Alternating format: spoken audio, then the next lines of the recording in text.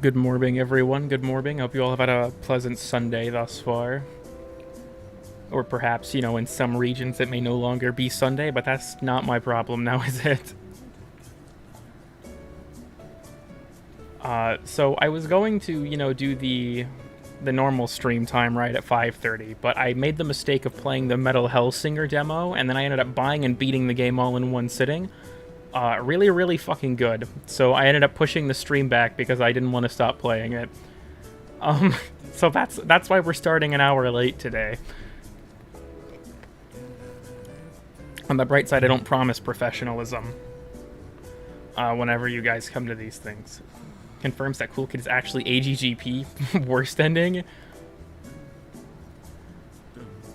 But yeah, as you might expect, normally I wanted to try to get back into the swing of trying to do special things for the Sunday streams, but now I got way too distracted today, so that shit didn't happen. Pretty close to 5:30 for me. Well, yeah, it's 5:30 somewhere in the world, right? That's what's important.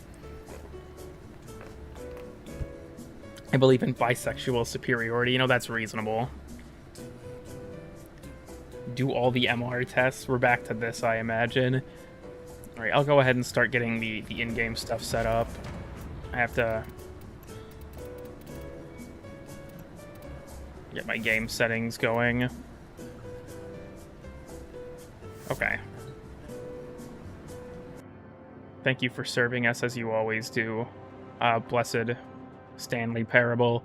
So today, who submitted this live reaction? Let me double check. I kind of forgot to take a note of it before I used it. Yeah, so Discord user LBP submitted this one. Thank you for that.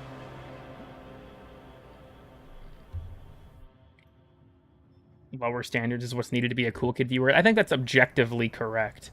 How's your amp? I think he's doing pretty good. So as I have been grinding Metal Hellsinger, I obviously haven't done the sortie, which is everyone's favorite activity. I like all of the new... They updated all of the images for these. They made them kind of like lenticular, which I think is kind of cool. And then, of course, Nightwave resets soon, so maybe we could do a loser does Nightwave again. How to submit live reactions. There's a channel for it in the Discord, which I think that should be in the description. Didn't fuck up my descriptions. Yeah, we'll go ahead. Enable gifts? No. Do call weekly sortie. I've already done the call weekly content. I guess, has it reset? I think it's resetting on Sundays, isn't it? Can the live reaction be a GIF? Yes. Water? True. So, sortie speedrun per usual. Rip that guy. I do appreciate the Tonkor skin. I believe gives it a custom sound, which I think is fun. This is a very good deluxe bundle, just all things considered. I quite like it.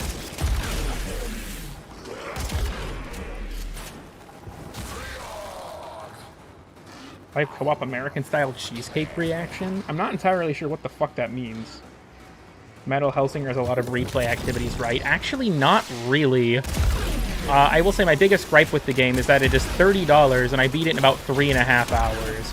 I very much plan on going and playing through the game again on its hardest difficulty, because I think I only died once on the normal difficulty, but I don't know. I don't do enough fucking Adderall for that game. I thought about streaming it, but it takes 100% of your focus to juggle everything at once. We need more rhythm shooters, though. I really, really liked BPM, which is what put that game on my radar. And then I was like, oh, the game came out. I'm thinking about buying it, but I'm like, maybe I should hang on to that money. And then I played the demo and was like, all right, sales pitch, success. Yeah, I bought that shit immediately. That game's soundtrack is fucking phenomenal. Which is kind of to be expected from a rhythm shooter, but even so, right? It goes harder than it needs to, and I'm here for that. Play Ultra Kill? I already have. Not on stream, but I already have played Ultra Kill. Real ones will ask me to play Dusk, which I've also beaten, but that's not important. I also beat Dusk 84, which was admittedly kind of a waste of time. The game's not bad, it's just, I didn't have that much fun with it, all things considered. Payday 2? Should I sleep or should I cook dinner? I think that depends on how much energy you have, right? If you think you can just go ahead and go to sleep without it, you know, money-saving strategy, right? Fucking things in the stronghold. I really wonder if I should just, like, abuse this to, like, grind ribbon slivers. Fuel cell reinserted. When the reactor is restarted, Play Gloomwood. I don't actually know if I want to play it while it's in early access, because I don't want to feel like when the full game comes out, I'm, like, retreading ground I've already played.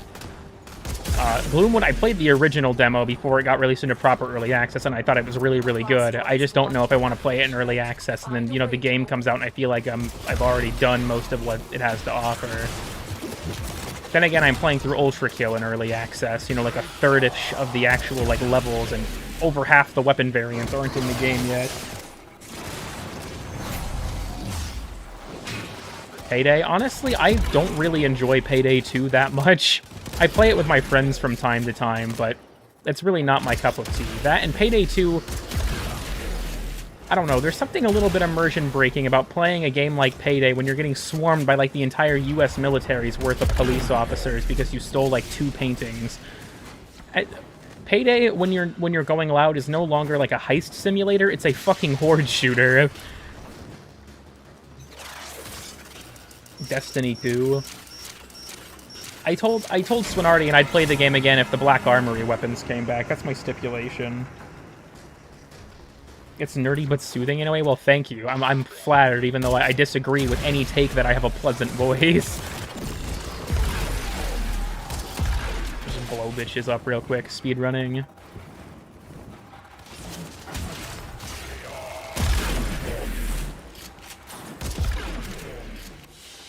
Okay. Use the ciphers? You can't use ciphers in sorties. Please don't make me put that in weird and obscure stuff. You guys know you can't use them in sorties and nightmare missions, right? You all know this, right? Please. Have you ever played Iron Lung? I actually own it, but I haven't played it yet. Weird and obscure? Bruh. Fuck. Alright, guys. Weird and obscure episode fucking 73.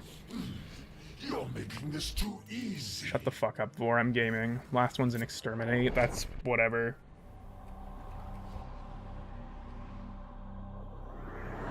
Hello, Cool Kid. Welcome, Cato. a Maloteno operative is raiding this ship for supplies. You are here to distract the enemy. Trigger the alarm. Fucking hell. I'm trying to read chat and just doing it purely by sound, and that was not working. Sending life support capsules your way. Weird and Obscure Hydroid.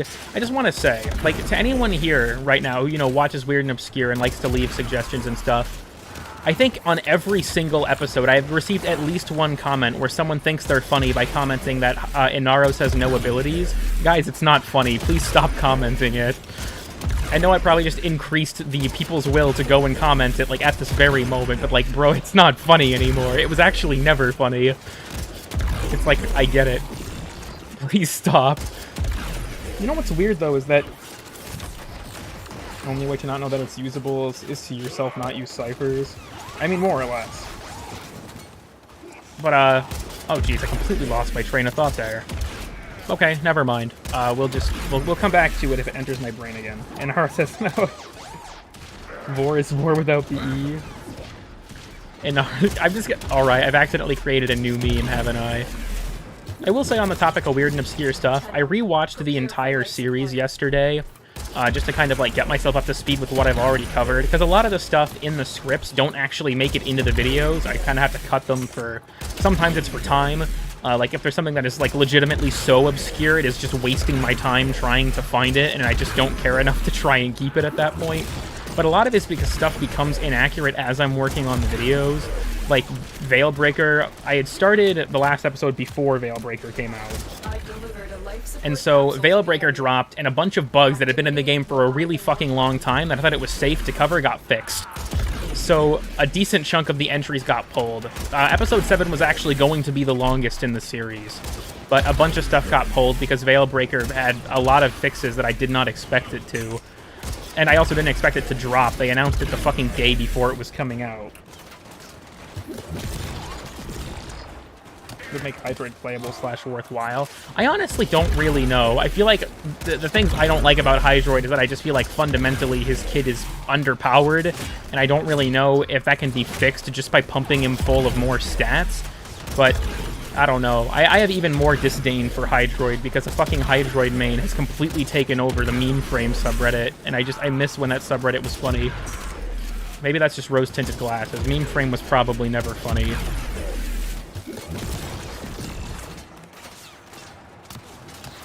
Hydroid needs a complete rework. I honestly feel like they could still keep a lot of his core kit and just fix a lot of the stupid issues that it has, right? Like, the charge-up time on all of his stuff takes way too long. His Kraken's tentacles prioritize bodies they've already killed, then they deal piss for damage regardless. Playing as a puddle is just not really that engaging. I don't know. I feel like a lot of the stuff with Hydroid, even if they didn't have to completely rework him, there's just a bunch of stuff that prevents him from being good. And it's kind of, I don't know. It's kind of dumb. Yesterday I learned what pilfering meant. Congratulations, Chris. You've successfully completed Composition 1. Meme frame was just a corrupted vor copy pasta. I mean, honestly, yeah, for a long time it really was, wasn't it? This is really engaging gameplay, guys. AoE is dead, by the way. Friendly reminder, guys. I'm not even using ammo mutation. AoE is dead, though. You can't play this way anymore. But the R Warframe told me that I had to start using other guns now. Becomes a legit element. I don't think its abilities could do much. Someone made a really interesting suggestion to give Hydroid a new passive where he could make enemies, like if they were hit with water, they would take increased damage from his abilities. I think that's a cool idea. Like, give it like its own sort of pseudo-status effect where it's like enemies getting hit by Hydroid become progressively, shall we say, wetter. And they take increased ability damage, you know, something like that. I think that's neat, but honestly, I don't play Hydroid enough to have, like, a concise idea of how I would, like, full-on rework him. I just think that there's a lot of, like, dumb hang-ups in his kit that could just be straight-up removed. Kuva Tonkwar meta now? I don't know. I'm mostly using it for the skin, but to be real with you, AoE is still very much abusable. It's just that I feel like the big ones, Zar and Brahma, got hit the hardest because they have piss for ammo now. Honestly, though, I'm only really using the Tonko because I want to use the skin. Like the Newport's microwave that he can exploit. Maybe.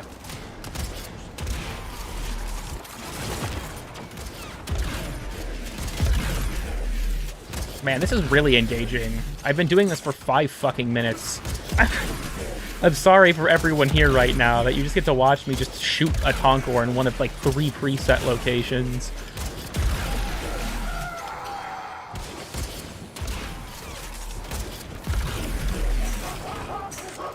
Manic? Okay. Or like firing a steam train from a bow. That's, oh geez, I'm stuck. That's how Fellarx is too, where it's like Fellarx isn't AoE, but, and especially after they buffed its Incarnate form to make the projectile a lot bigger, it's kind of like just firing a fucking meaty Natteruk shot almost. It's quite nice. Incarnate Fellarx is actually pretty solid now. I didn't think that the buffs would be enough, because it was like a base damage increase of 100, and the bigger projectile size, but the bigger projectile helps a lot more than I expected.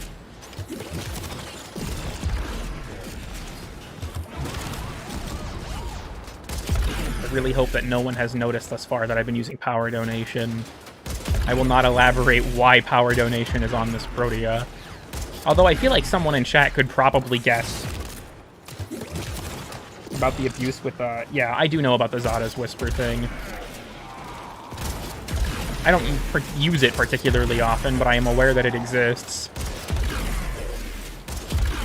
I know there's a lot of people, there's kind of like a cult around Zada's Whisper, which isn't entirely unwarranted, it's just not an ability I use particularly often.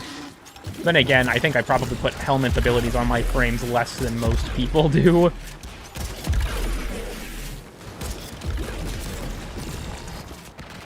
Play Gmod? I don't know what the fuck I would do in Gmod. That shit's too open-ended for me. I have thought about, I'm probably going to run like a community tab poll about this or something, maybe a poll in my Discord, but I thought about potentially making the first stream of every month a non-Warframe stream, just to kind of mix things up. But obviously most of you guys come here for me to play this game, right? It's what like every video on my channel is about. So obviously if people would rather me not, that's completely fine. But people seem to like the variety stream more than I anticipated. So I thought maybe I'd potentially mix it up by doing something like that. Play Ultra Kill, you fuck. I've already beaten Ultra Kill. Can people please stop asking me to play it? If I'm gonna play a game, well, not only that, but Ultra Kill's community, like at large, is really, really elitist, and I'd rather not have someone just fucking backseat gaming the entire time I play. But if I'm gonna play a game on stream, I'd like it to be one that's either like built to have like radiant content, something like that, or a game I haven't played before. On stream, I don't feel like there's much of a point. It's like, yes, I've completed this game, let me retread old ground, but this time people are watching me and telling me that I need to be parrying all my shotgun blasts or what have you. Sab has been streaming it recently, just go watch him. Gunfire Reborn? I actually don't think I've ever heard of that. I guess I should probably look into it. The last time I received a suggestion was Tower Unite, and I played that game quite a bit now. Chris is still here, shout out to Chris. That game's hella good. I just received a notification about a comment on a video. Who wants to draw lots? That it's someone from this stream going and commenting that Inaros has no abilities. I'll have to check later.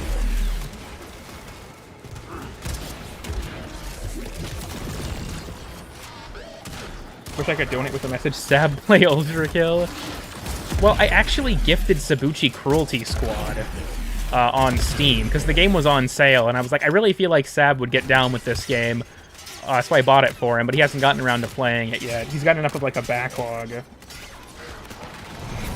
Also, you can't boast about not using ammo mutation while using Protea. I mean, that's true, but also Tonko has fucking 30 reserve shots. I don't even need to use dispensary.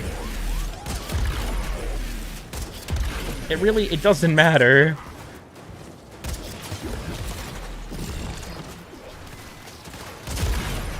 And also, I know people will get mad at me for the way I pronounce Protea. I'm sorry, that's just the Midwestern accent. Any T that is not the first T in a word becomes a D.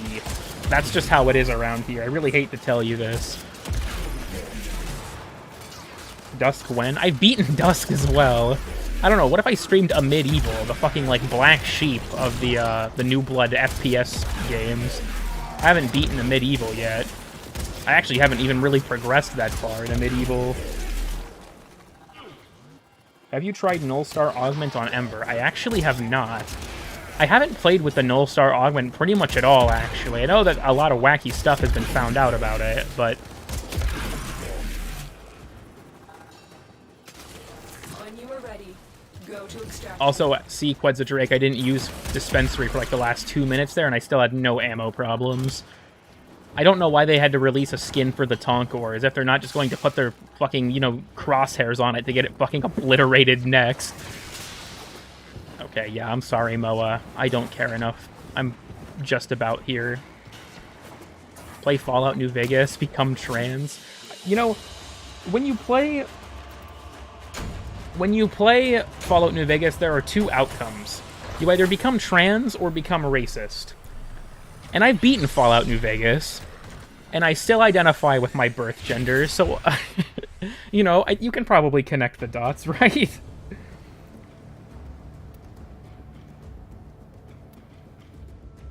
Conqueror is good? Yes.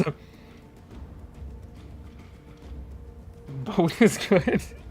You know, some people, that is the result. The politics either make you racist or make you transgender. That's just the law. You know, I don't write the rules. That's just what seems to happen.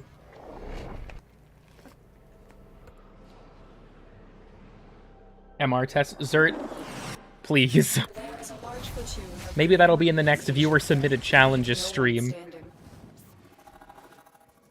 Straight up call her Miss T? That's interesting.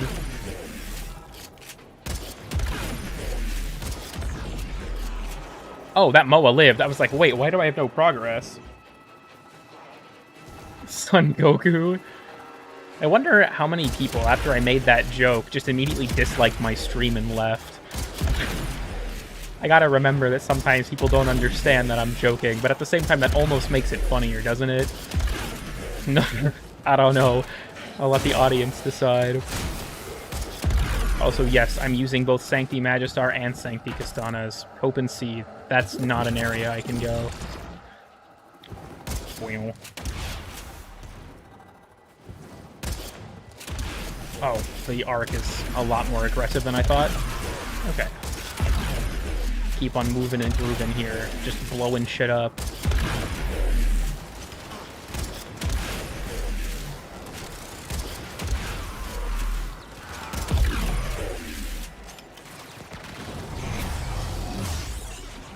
If you love goofy gameplay, Counter-Strike Nexon Zombies. Isn't that a Counter-Strike Nexon Sandbox or something like that now? I actually have played Counter-Strike Nexon. A complete shit show of a game, but it's pretty fucking, you know, it's a good time because it's a fucking, like, clusterfuck. Does anyone remember back in the day for CSGO when it was rumored they were going to add a tomahawk as a knife? And people were, like, freaking the fuck out about it. I think it was McSkillet, fucking showed footage of Counter-Strike Nexon as, like, oh, here's an idea of what the tomahawk might look like. And it's like this fucking, like, flaming, like, anime. I'm like, bro, you can't actually, with a straight face, do this to me right now. You can't take Counter-Strike Nexon, where you can, like, canonically play as a fucking anime, like, demon lady, and be like, maybe this'll give us some insight into the next CSGO update. Like, bro, what? I think by the time we're on the shop. Yeah, I think that the call mission does reset, like, at the proper time, but released on a Wednesday for some reason. I guess I can probably play that if that is in fact the case, although I'm assuming Archon hunts probably are still going to reset with Paladino on Wednesdays for some reason. A great time, but a complete clusterfuck. You play too much CSGO? I honestly don't play CSGO that often. I don't really like competitive shooters that much. There's a reason I have a fuck ton of hours in a PvE game. It's because I think this kind of thing is more fun. Like, putting together builds and just, I don't know, dicking around with a lot of options is where it's at for me. A lot of the time I spend in games like CSGO is primarily playing with my friends, but, like, alone, I don't like it that much. Just Valorant before Valorant. 8 min till call reset. I mean, if you guys are okay with the spoilers, I guess I can play the mission on stream if it's going to reset a little bit. The last one was... what was the last mission again? It was like a fucking spy or some dumb shit. Or no, wait. This is the last mission, isn't it? I've legit already lost track. It's fine. It's fine. I might be having a moment. But, you know, that's what happens on stream. I am hella tired. Can you stop being cool? You're giving me hypothermia. If that's the case, then that's not me. I can assure you. Okay, that was a little bit strange. All right, do you guys think we're gonna get a Forma? Do you guys think we're gonna get a Forma from this room? Hold on. I'm gonna run a poll in chat right now. Let's see. Who believes? Forma. I think it's... I had read somewhere that it was like a 1 in 10 chance, and I was going to include that in weird and obscure stuff, but I could never find a solid basis for where that number came from, and I do not put it past Warframe players to just pull that kind of stuff out of their ass, so I decided to just leave the percentage out. You know what's funny is right after I uploaded the weird and obscure stuff episode with that entry in it, I got a Forma like the next day from this puzzle. I was like, okay. You know what's funny? This room pattern used to be able to change, but it's been bugged for fucking years and doesn't change anymore. But they literally updated it to add a new camera angle. But they didn't fix the fact that it doesn't change. It's like how sisters still don't spawn with armor. It's like, what the... Alright, let's see. Yo! Let's go! Alright, good job, Forma truthers. You guys pulled your RNG together for me. Let's fucking get it. That never fucking happens. Fuck this guy in particular, by the way. Who else hates the camera lock? I honestly don't like that they added it. I'm guessing it was so new players wouldn't, like, hit the button and then start, like, wandering around and not see it. But I wish that there was a way to, like, get out of it if you, like, walk too far away from the platform or something. Because you're just kind of stuck that way. So if an enemy wanders in and starts shooting at you, it's like, well, tough life. Gift a forma to every single viewer? Yeah, sorry, but I know a few of you at least play on console, and I'm on PC. You have to wait for fucking crossplay, you know, 24... Yeah, that's the year. 2480 is crossplay's release.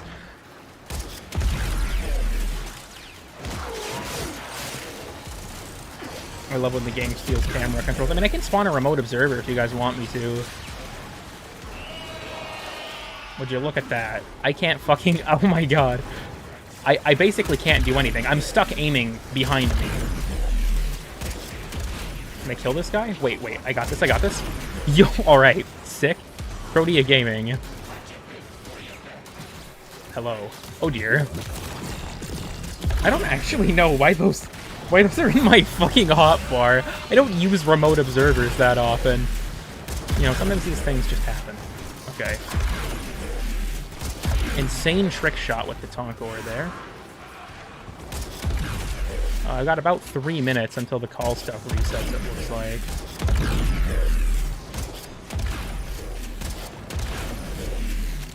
Shout out to whatever the fuck broke that guy's nullifier bubble, because it wasn't me.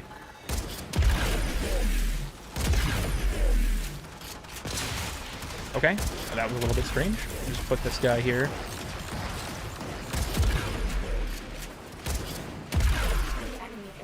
What even was the modifier for this mission? I don't even think I checked.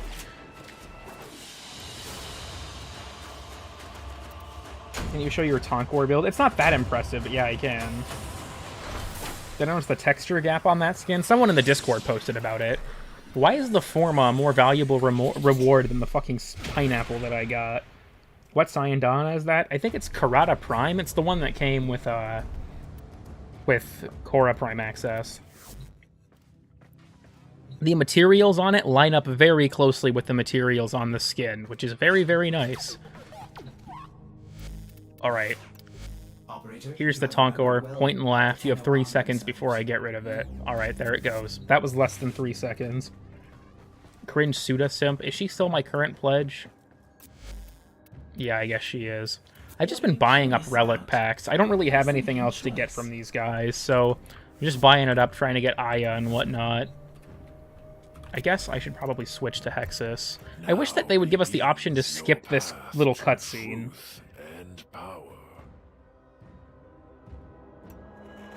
Okay, I wish there was a way, yeah, to just skip that little bit of dialogue there, because I find myself cycling which one I have, you know, active pretty often. Okay. Call reset is in a little bit. I guess we'll go to the Drifter camp, but I might have to reload it in order for it to actually update.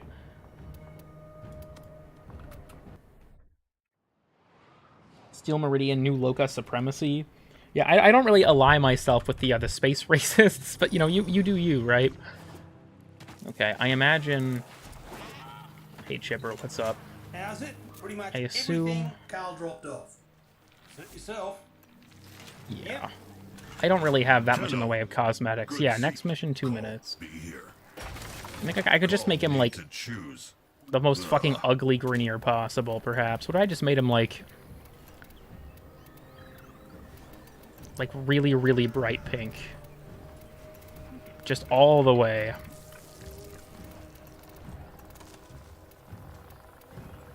We'll give him slightly different, you know, amounts of pink to make it nice and varied.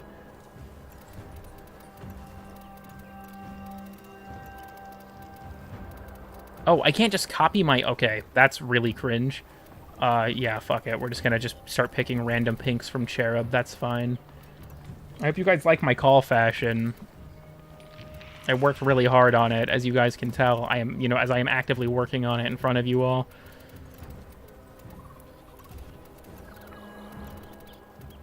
Sure. Okay, well, call looks a little cursed. Oh my god, it's right there. Okay, that's fine. And then we're just gonna make it all just really bright. Actually, I think Ayatan Elegance isn't even the brightest one. I think it's either Oxium Gloss or the Titanium one. Yeah, it's definitely Titanium Sheen. Alright. I'm dripped the fuck out, ladies and gentlemen. This looks horrible. Tenno always welcome. Okay, call. This Chipper good needs more place. thumper parts. Cool. Quiet. Find extra thumper parts. Get 5 kills in 3 seconds. Okay, not that different. About time. We got nice little artwork here. Funny Valentine-looking head ass. All right, this spoilers from this point forward, everyone. Nobody around, but Oh my god, it rats looked and a even few worse in game. railheads. Holy shit. This is so Alright. fucking ugly. Get in, find the parts Chipper wants, get out. This a thumper station. Thumpers all dead. Oh, this mechanic's coming back. Probably. Sure. Five Some Nights of at your Grenier Freddy's. friends are locked up here, if you want to say hello. Okay. We do this. Oh, hi. Please don't. Yeah, catch these hands.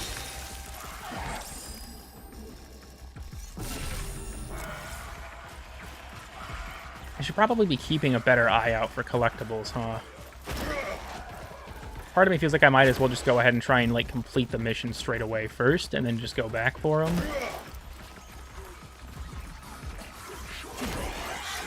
Oh, dear. Oh, well, there's a gene tag, I guess. Let's just stun this guy again. Fuck you. Fine peace. Or gene stamp, whatever. I think they just recently made it so, like, with the release of this mission, the progress carries over as well for the collectible challenges. Okay. I'm still surprised how long ago the Earth Tile set rework was. I feel like it still holds up really, really well.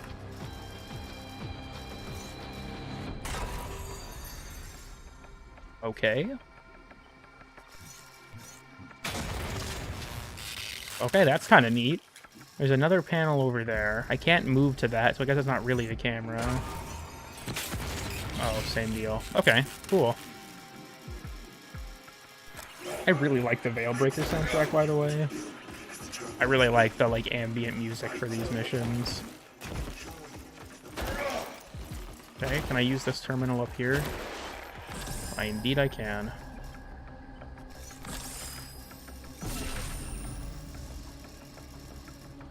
Okay, I guess I'll have to... I feel like maybe there's something else I can find in here? No. Okay, unfortunate. Can I use the zip line? Why is it translucent? What the fuck? This zip line is actually straight up peering into another dimension. Okay, that's weird. We're just gonna continue. Actually, I should probably do a little bit of poking around, shouldn't I? Fortunately, there's no time requirement for this one for one of the challenges. Oh yeah, I'm supposed to be freeing these guys. You will rescue the others. Yes. Probably not. I'm gonna keep it real with you, ma'am. String theory.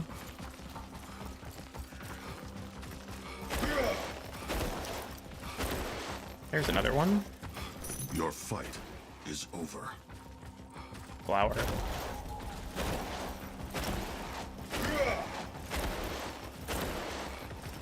I wonder if the, Okay, this seems like far enough off track. I'm kind of surprised this is here.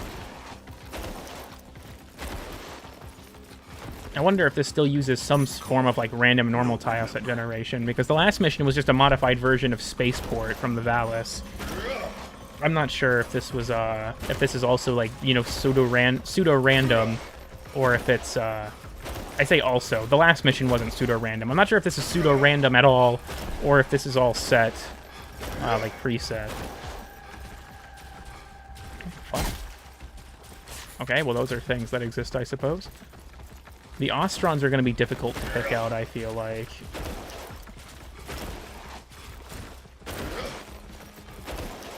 Going from bullet jumping to sprinting feels weird. Yeah, I agree. I'm just mashing the dodge. Oh, here's one of the Soma Chord tones. Alright, if anyone wanted to know where that was, hold the line. I feel like, because there are 3 call missions and 4 Soma Chord tones, I feel like 2 of them will probably be in this level, just because it's so big.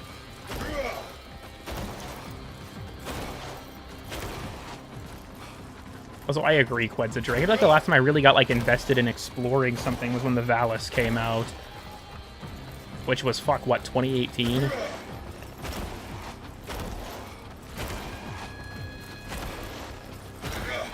I'm kind of hoping Duviri will be similar. Where, you know, a similar feeling of exploration. There's a mining machine in here, I guess. I think that's there on the normal tile set, too, actually. I don't know about you guys, but I really like the sort of like Narmer-occupied look. Although it's not nearly as prevalent here as it is in the Archon hunts. But like Narmer-occupied Mars, I think looks awesome. Or just an NPC. Yeah, I'm not sure about Pazul. Considering that we only have 3 call missions, I'm not sure if there's going to be some like lead up to actually fighting him, or he's just going to be a character that exists. I would like to see, you know, an opportunity to fight Pazul. Maybe if you, like, every 3 Archon hunts, you have the ability to fight him, too. This solo is sick. Yeah, it's called Wandering Around.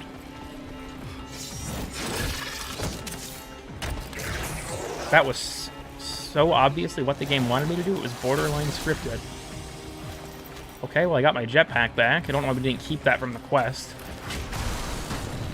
This is just straight up Boba Fett from Battlefront 2, if I'm being honest with you guys. Not that I'm complaining. Hello, brother. Someone pointed out on my Discord that whenever, maybe this got fixed, but whenever you rip a veil off of an enemy, yeah, it adopts Call's colors. Which I think is kind of weird. Need blunt? Why is that a line? I wish they would have kind of considered. Never mind. They probably knew what they were doing. Hospice. Okay, did still battle. Let's go. Procure on site. Metal Gear Call. I require Booth Brothers. Indeed. Past the Booth Brothers. Call needs his fix. So there's a route over this way I don't think I've explored.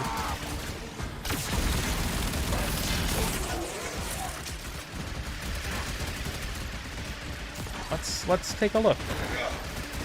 It appears that we're still kind of getting attacked. Oh wait, that was a cluster. Yeah, I was gonna say that was a Hellion jetpack attack, wasn't it? Get the fuck down here. Oh. Okay. Yeah, thank you. If you could just like hang out for a second. Thank you, good sir. I hope that him being on a weird elevation doesn't make this fucked. Your brothers wait. Okay. I kind of wish that we could get... If you look, they have the Narmer variants of the Grotata. It'd be kind of cool if we could get that. Alright, working my way downtown here. I know that's not the song lyric. Shut up. There's a terminal here, I guess. Interesting. Parts? You better dive for them. Oh, they brought this thing back.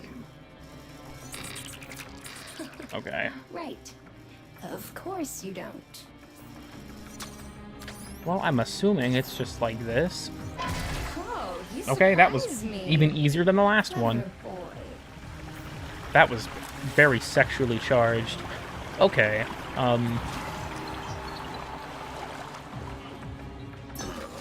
Rusty. okay. Chipper won't. That wasn't that bad. Oh, well, by all means, let's shop around. There are secrets for that require the something jetpack. better. Nice. Got one. Oh, duh, that's a brother. I probably shouldn't beat the shit out of him.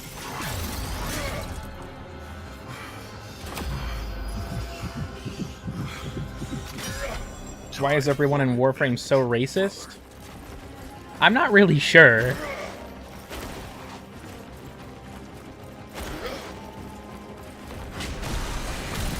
I heard that Call and Daughter are dating. I mean, to be honest, like, considering the power dynamic between the Orokin and the Grineer, I feel like Daughter probably sees Call more as a pet than as an equal. to get 3 kills or 5 kills within 3 seconds. Okay, I have a feeling that there's going to be an opportunity to do that. That will hopefully be bleedingly obvious. There's only 4 guys here. Unfortunate. No armor. Need cover. Thermal.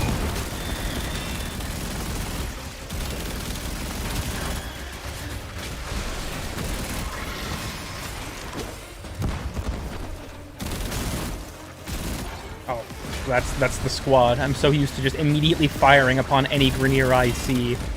Whenever the boys pull up, I get a little shook. That's all. Hello, sir.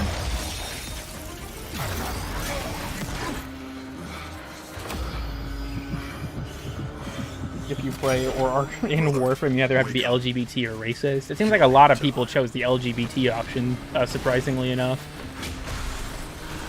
It's this way.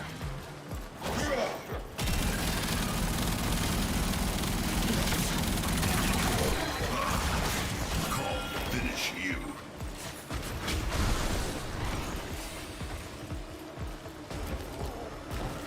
Okay, well that was uninteresting.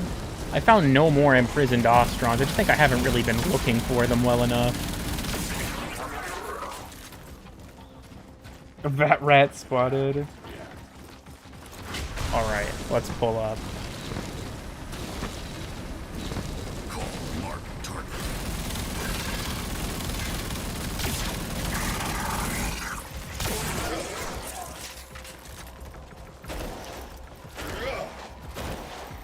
This was one of the guys I have is named fucking Block 859. Minecraft looking head ass.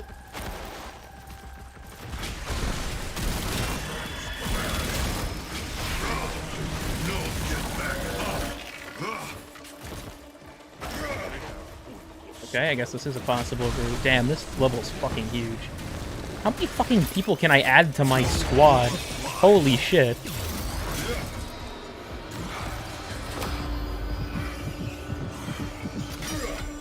Want more Teshin missions? Honestly, Teshin was my favorite part of the opening of the new war.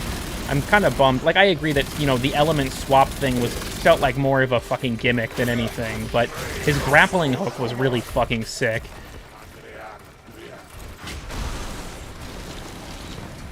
Any gene tags? Hello? My wonderful call is really shining in the moonlight here.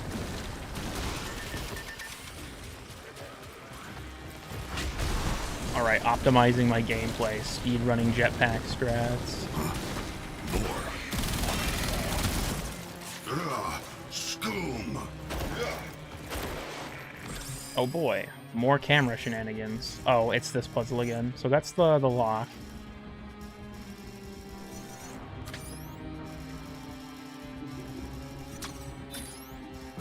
Responding to feedback from the original mission, we've made all of the puzzles brain dead easy, because y'all were too fucking stupid to do the first one.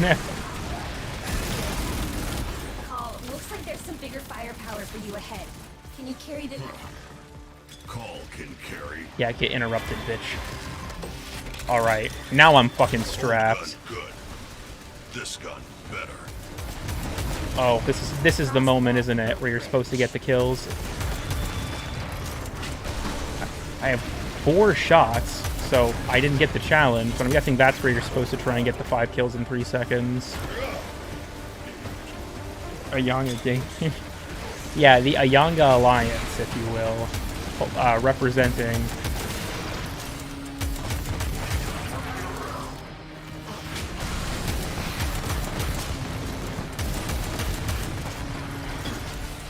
He awakens. Chipper want locomotor core. That behind armor. Just making notes. I am learning so much from you. Daughter sounds very annoyed. Ayanga army. Wait, did this? Oh my god, it absorbed my colors, didn't it? It might just be the lighting, but I think it did.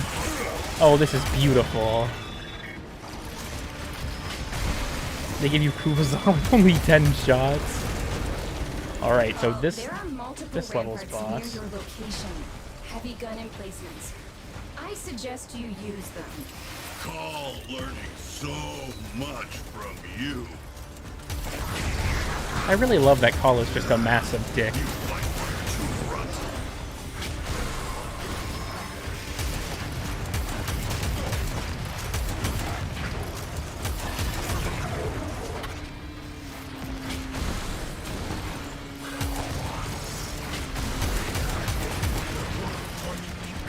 Trying to clean up real quick. Chad Call versus the Virgin Daughter. Yeah, basically. Okay, well, I guess I can hit the armor plates, but... Yo, is this Rampart actually going to be good? I think I actually do kind of like about the Call gameplays. They can balance it differently. What the fuck? Okay. Interesting. Do I have to... Maybe I have to break the legs off. I'm supposed to, like, snipe that shit. Is this ever gonna be usable again? He's doing his knockdown attack, which is a little bit worthless. What the? Or not? That reached me up here? Fuck, okay. I was like, huh, that seems like a bit of an odd strategy. Yeah, can I...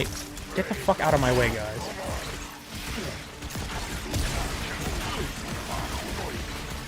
Okay.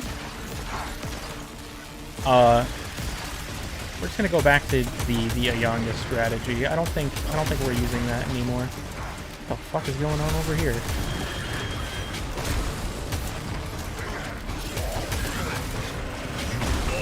Oh, Jesus Christ. Okay, I see how it is.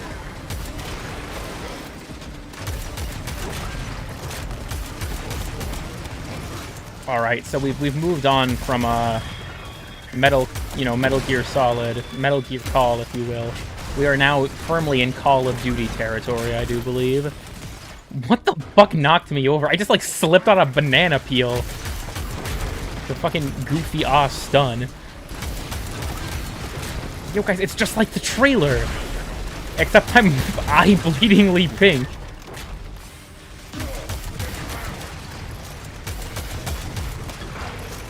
Hello.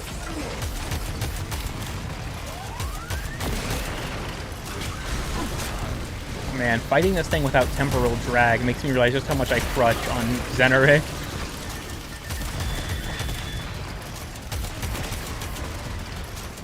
Whip ass, brothers. We've got fucking 6 dudes tagging along with me, and I don't really think they're doing that much to the thumper. Okay. I admit, I'm a little impressed. Yeah, fuck Go you on, too, then. daughter. Tell me, how did you do that? I shot it until it died, you fucking moron. Yeah, I was gonna say. We have to strap a GoPro onto Call so this idiot fuck can learn how a gun works. Is Call immune to self-stagger? Yes. I discovered that with the Grattler in the original quest mission as well. That's kind of nice. Any more imprisoned Ostrons or Gene stamps? Now that progress carries over, I'm not nearly as worried about it, but... Call broke his knee. Hey, yo, the pizza here. Fucking hell.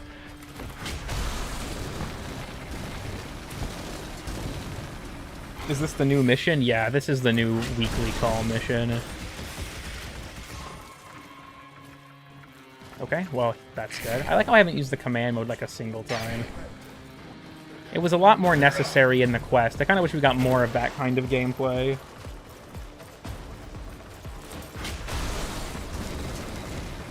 Alright, we're pulling up. And we're rolling out, as they say. All aboard.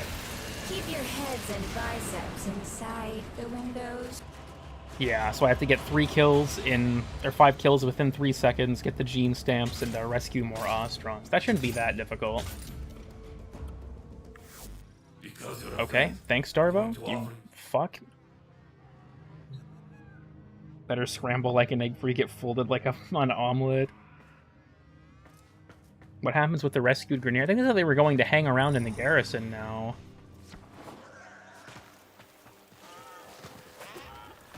Or not. Hey, Call. Have you, That was not what I wanted to interact with? Okay, well, we've ranked up. Still small, but we grow. Each day, more brothers freed. Each day, Call family grows stronger. Blue Girl family turn away Call. So Call grateful to Tenno for new home. Yeah, I'm a homie, Call. I'm a brother, if you will. Brothers too. Make Tenno proud. You're a real one, Call. I appreciate you.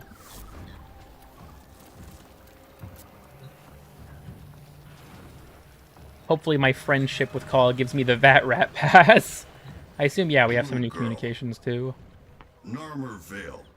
Make brothers love Bazul. Call know that.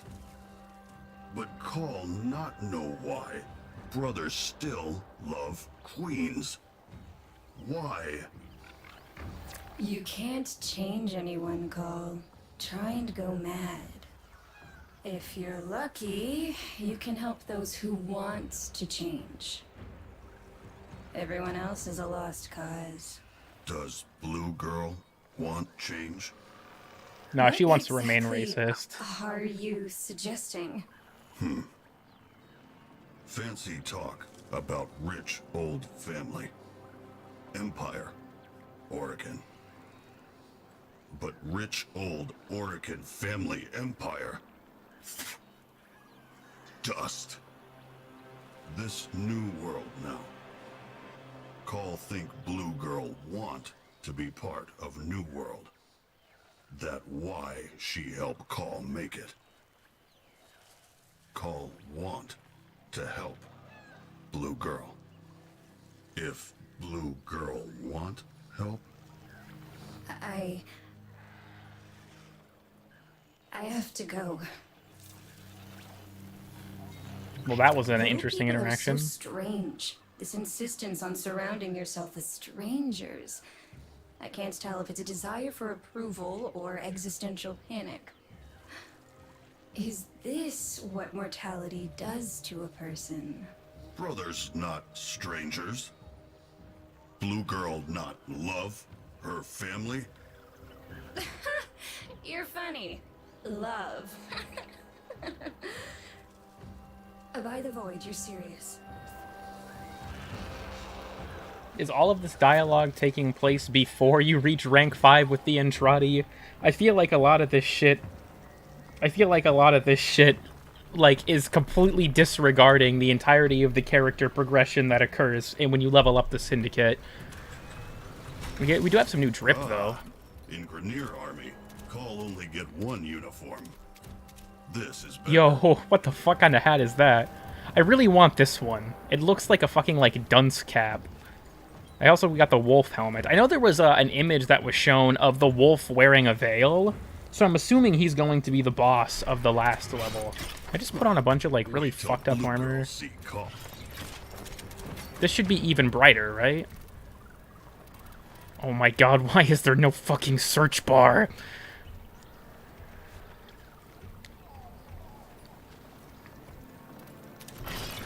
Call like it. I like how Arteno just doesn't interact with Call pretty much at all, by the Call look way. Good.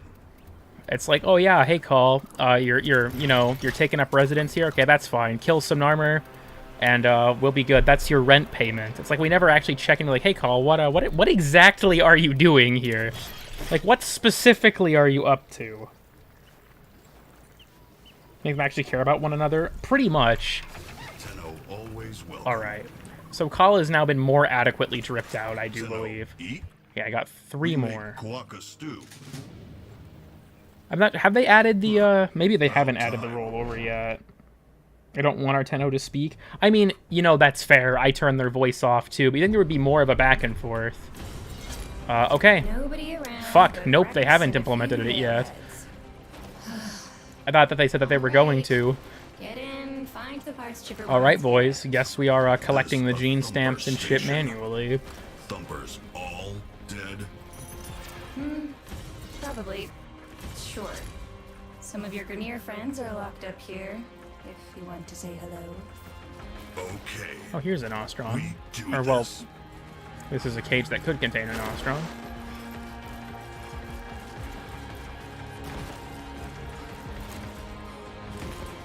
Call's beating his meat. Leave Call alone. Love searching for small objects in a forest at night. You know, sometimes it just be like that. I was hoping that the quality of life changes would have released with this, but I guess it is a Sunday. They're probably not actually even in the office. I could just wait till tomorrow to do this, but you know, I need content for my stream. These things are boring enough, right? As if this is entertaining to anyone. Just let me fucking wander around this massive-ass level for like the next 30 fucking minutes. You got the Till Regular one. Call would be an excellent sequel. No, I could make a shitpost video containing Call, but it's not currently in the works, let's put it that way. Fuck this guy, by the way. Scoom. I'm just here for your growing despair. You know, it do be like that. And I also have done the fishing stream already, so there is that. I have proven my audience will watch the most boring shit known to man. I'm not entirely sure why. Alright, we're just gonna do the funny where we turn this guy, and then we just... There should be a dude over here. Yeah, yeah, just get over here, get over here. Yeah, thank you.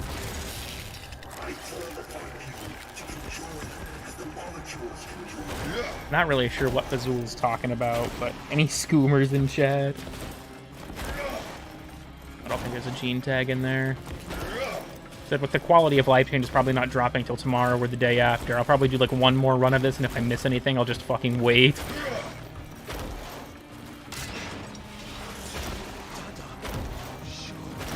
Cryotic farm when.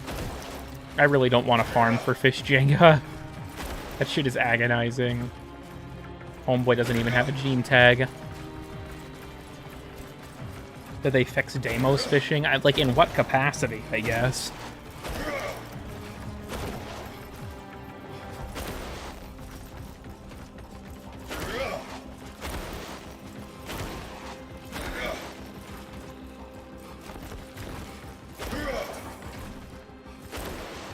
Man, this sucks. I'm wondering if I should just leave the mission and then wait for them to implement those QOL changes in the next few days. Because this shit is boring. It's like, yeah, I do want to wander around the whole level. Wish Call was a little faster. That would be nice. The Soma Code tune is back. Can I pick it up? Okay, well, it doesn't do anything, but I can pick it up again. This is actually mind-numbing. It legitimately is. It's like fucking hell. What is this? This is the weekly call mission. If you've completed the New War, Angels of the Zeraman, and the Veilbreaker quest, you get access to these.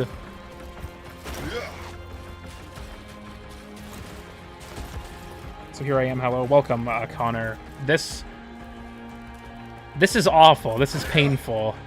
What do you think, chat? Wow, what do you think, chat? Do you think we should just go do Nightwave or some other dumb shit?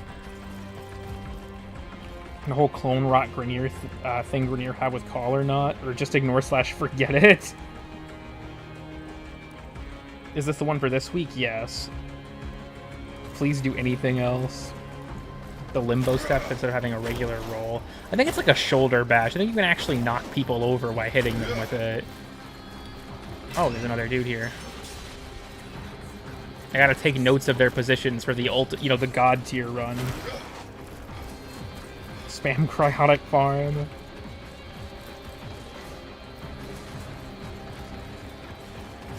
I wouldn't be surprised if that ever gets brought up. They'll just make some bullshit excuse like, oh yeah, Narmer fixed clone rot or something. Don't worry about it, guys. Like, is Call aware of that his brothers are all probably going to die pretty, soonish?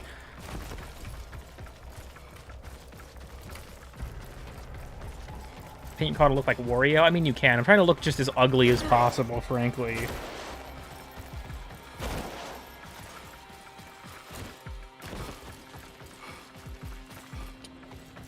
I'm not even reading that, Icy. I'm not even reading that.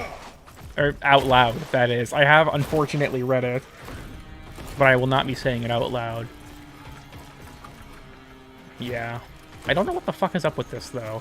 You know what? I'm gonna keep it real with y'all. Fuck this. I'm just gonna wait till they implement the QOL changes so I can have, like, carryover. Because this sucks. This image goes hard, though. They keep replacing body parts. It's like fucking, it's like Bioshock type shit. I can't take it anymore. Also, for anyone wondering why I'm not doing anything in Chipper's shop, I transmuted all the Archon mods when that was a bug for like the first couple hours of Veilbreaker's release. And so I don't need any of them. I'm basically just sitting around waiting for the Archon shard. Watch them not implement the changes till next week. Breast cancer awareness skin? Yes, welcome, Biff. It is indeed the breast cancer awareness skin. Full form of Sladra. Yeah, like, if they don't implement it for a few days, I'll probably just go ahead and do it in my own time. But, especially with how big the level is. That's rough. Ability duration, melee damage, primary critical chance. Well, these all kind of suck, but I kind of need to do them for the, with the Archon shards having additive stats be too OP. If you're referring to them being, like, flat, at, like... I mean, I guess maybe. I feel like Archon shards are a mechanic where it's, like... Let me equip my Baruch, because he's got one. Especially for something like this, right? Like, for some of the stats, I don't think it'd be, like, that awful, but, like this, yeah, if this was a flat bonus, that would be ridiculous. But I feel like Archon shards are a thing, like, my initial impressions with them, at least. They're not really that good on their own, but once you've actually built up enough of a store to, like, run, you know, 5 of these, they have the potential to be really, really strong. Unfortunately, it will take 15 weeks to get enough of these to fill one frame with all of the same color. Now, I guess there is Call, and, you know, after a couple of weeks, we'll be able to buy ones from him, too. But...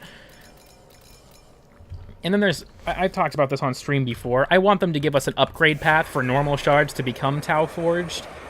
Because the fact that you can get a 50% better shard, but it's a completely random 20% chance for an item you have one shot at a week, annoys me. And I wish there was a way that you could, like, hand them to Chipper, and he could, you know, you could spend some stock for him to give you a Tau Forged or something like that. Because I really don't like the current implementation.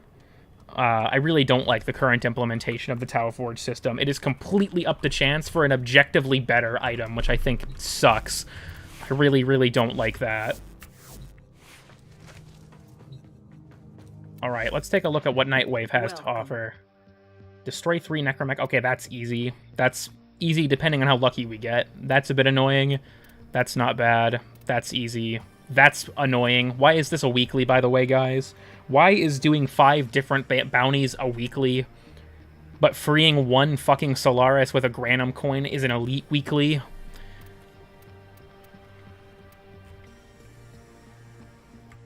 I don't know. Time for Nora to say goodnight. Does the corpse still think and feel? I honestly think that they're part of a hive mind. It's kind of implied that they are, at least. Daughter talks about Foss being her only evidence that Infested can defy the hive mind. Or maybe that they're like... I think I talked about this on stream. There could be that there are like multiple hive minds that are like sort of localized. But I don't think that they're like in any way aware. I thought it was something they would do on launch. I honestly thought so too. I'm surprised people haven't like talked about it more, because I do legitimately think it's a pretty sizable issue, in my eyes at least. Actually, you know what? Fuck it. We'll reveal why I'm using power donation on Protea. But yeah, I really want them to release an upgrade path for normal shards to become Tau Forged. I like your loadout names, thank you. Because I assume their thought process was like, oh, you know, if you get lucky and get a Tau Forged, you'll have to really think about where you use it. But, like, Warframe is full of min-maxers, so, you know, you have that to contend with. And also, it just cuts a divide in power between the lucky and the unlucky, which I really don't like. Because I think if you have all Tau Forged, it would be like if you had, I think, 2.5 more regular Archon shards, which is obviously a pretty wide gap. Craft shard variants with other shards. Considering that you can only get one, I guess with Call 2 a week, I don't want them to make shards consumable, necessarily. I would like a way to upgrade them, but I don't want them to be like, you know, combine 2 shards into a new one. I feel like that would be kind of a fucky way to implement that. Oh wait, which one's the tier 3 these days? Way back in the day they flipped the tier 2 and the tier 3, and I can never fucking remember which one's which now. Is this... Which one is this? Here to assist. Tier 3? Yeah. They flipped these a long time ago. New Tau resource Tau dust? Fucking maybe. Maybe that's the grand reveal when we finally kill Pazul, is we get a special Archon shard from him that lets us turn the other ones into Tau Forged. You know, a man can dream that we'll have a way to do it, but I'm worried that, you know, with how few people have brought it up as a concern, that it's not going to be seen as a problem. More people ignoring regular shards and just upgrading them. I mean, I would agree, but if you're going to make an objectively better version of a pre-existing item, I feel like it's fair for the inferior item to be a stepping stone to the better one, right? To have just like a vertical progression there. Okay, we better get another one to be sure.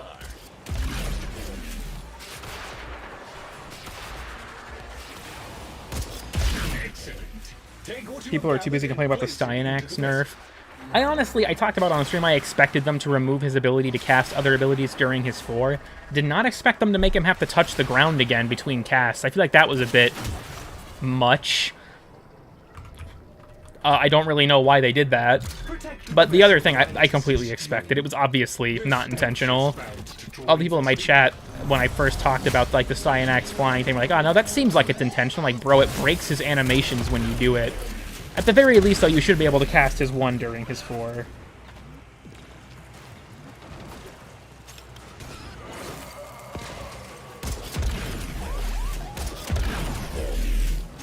Yeah, so the reason I'm using a power donation is because this Protea loadout was originally made to just be for Necromechs.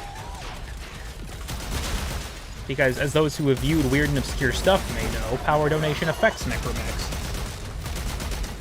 They should make it a feature, yeah. I think that they should, A, revert him having to touch the ground again. I feel like that was just kind of a strange change.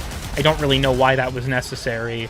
But I would also like to be able to cast his 1 during his 4, just so I can fly again. I don't really care about the practical application of that. It was just really fun. Power donation working on mechs? I don't believe so. I know they had fixed some interaction with mechs, but I still get 7,000 when I pull out my shield.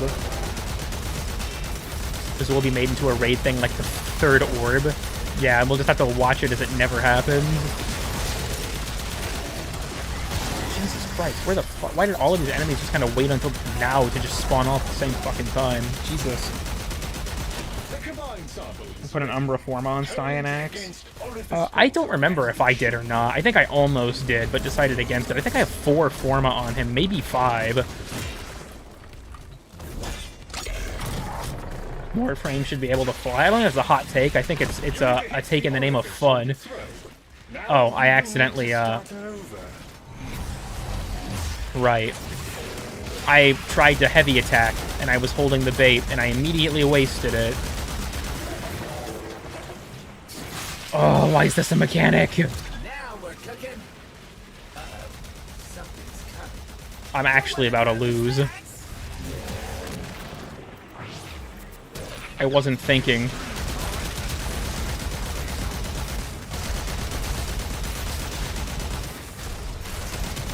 Mess with Archon Vitality on Protea. You know what's weird about Archon Vitality? It's bugged and doesn't really work on Ember correctly, which is like the frame that I immediately thought of when I saw it got added. It works on her 4, but it doesn't work on her 1 consistently, and it doesn't work on her 3 at all. I'm like, what the fuck? This is the heat-based Warframe. How did this, like, make it through testing? It's like, oh, shit, guys, bad news. Ember can't fucking use this mod correctly. Also, Archon Intensify if they fix it. Honestly, I'm assuming they're probably going to, at the very least, make it so it still has to heal some amount of health to activate, which is what kind of restricts me from using it. It's kind of like Champion's Blessing, where it's like, unless you specifically have a way to lose health to activate it, I don't feel like it's really worth taking. But I know there's also bugs with, like, things that heal over time, or, like, augments, like Embers that heal don't trigger it. Yeah, in my opinion right now, the Archon Flow is easily the worst. And then I would say that Archon Intensify is a close second. Stretch, Continuity, and the Vitality are all pretty decent. But all the new ones are bugged, yeah. Unsurprising.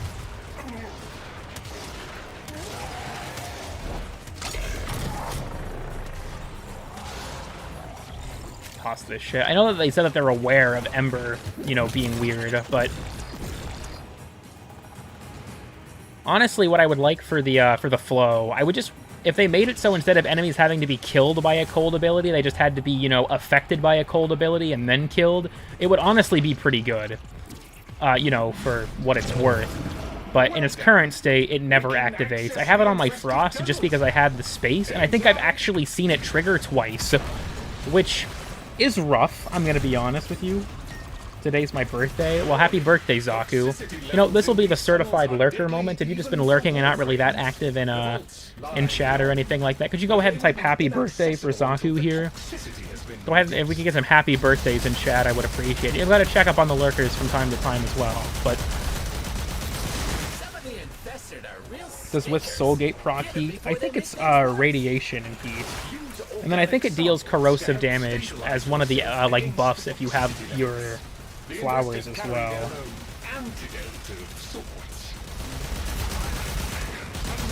From Teshin. I actually think the Riven Cipher never got removed from Teshin. This is a really weird thing. Or I guess I don't think it's been removed. The Riven Cipher doesn't reset with the normal reset time. It shows up a couple of hours later. I don't know why. That threw me for a loop on stream one time too, but I'm pretty sure it shows up a few hours after reset. I don't understand it, but it should still be there. I never heard anything of them removing it. I am 18. Well, now you can look at, you know, never mind. I can't make that joke on YouTube. That's way too sus. They would get very upset with me. This it kind of reminds me of when I was really looking forward to my 19th birthday. And the reason I was looking forward to it was because right at midnight, when it, you know, the clock struck midnight and it was my 19th birthday, I posted this fucking image of, what is it, like Burger Pants from Undertale, where he says the line, "I'm only 19 years old and I've already wasted my entire life." I've been looking forward to that shit all year since I turned 18, just for that one moment. Does not deal corrosive damage? Oh, that's strange.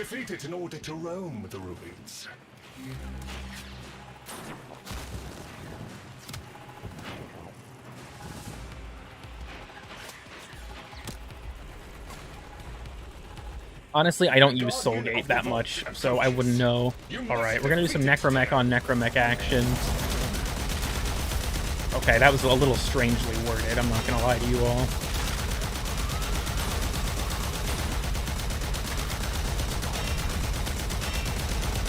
Jesus Christ, this is taking so long. I probably should have put on like a more specialized set of elements for this. Break this fucking dude's arm, thank you. Hit him with the funny.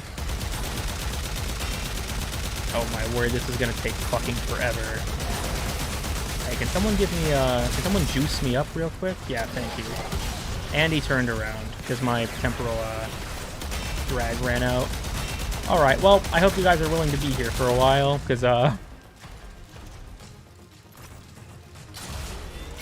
payment energy cost for what kill it. I actually think that, yeah, Soulgate's damage isn't really that bad. It's just that I feel like when you're going to Helmet something onto Wisp, it's kind of the glaring option to go. Because I don't know if you want to give up, you know, your flowers, which are Wisp's main thing, a blind that's also a damage buff that's, you know, spits out the Surge Sparks, or the ability to turn invisible / invincible at will. Soulgate is kind of the black sheep in that, you know, list. Ooh, Necromech Streamline. Most satisfactory outcome. I'll actually play Wisp. I just look at her ass. Yeah, there was someone who went on a big rant in my Discord about that once, where it's like no one actually, you know, Wisp is actually not good. It's just that people only play her because she's sexualized. And like, well, I think that's a pretty fucking awful take, if I'm being honest with you. But you know, okay.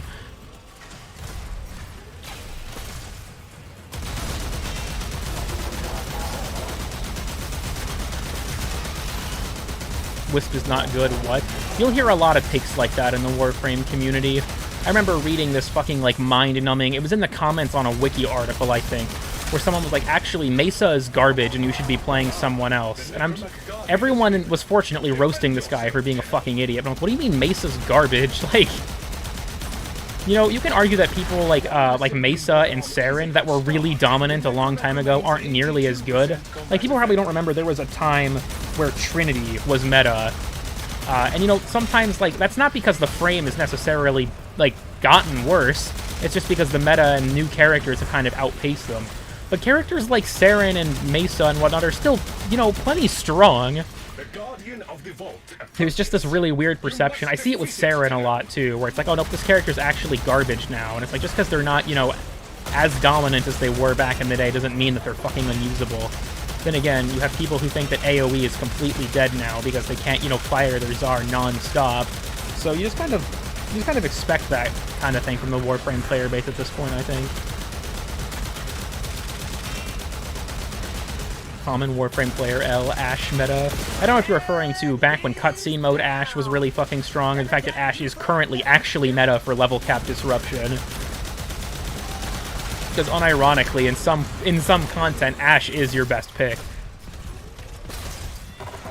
They're two of the most played Warframes in the game still. I mean, they are, but they were played even more back in the day. Mesa, when she was turret mode Mesa, was literally press 4 and the game plays itself. And Saren, like, way back before, you know, AoE and stuff was as egregious as it got, Saren was easily the best way to just kill enemies that weren't on your screen. And don't get me wrong, she still absolutely is a really, really strong way to do that. It's just that, you know, pressing 1 and then shooting an enemy requires more brain power than most Warframe players these days are willing to expend playing this game.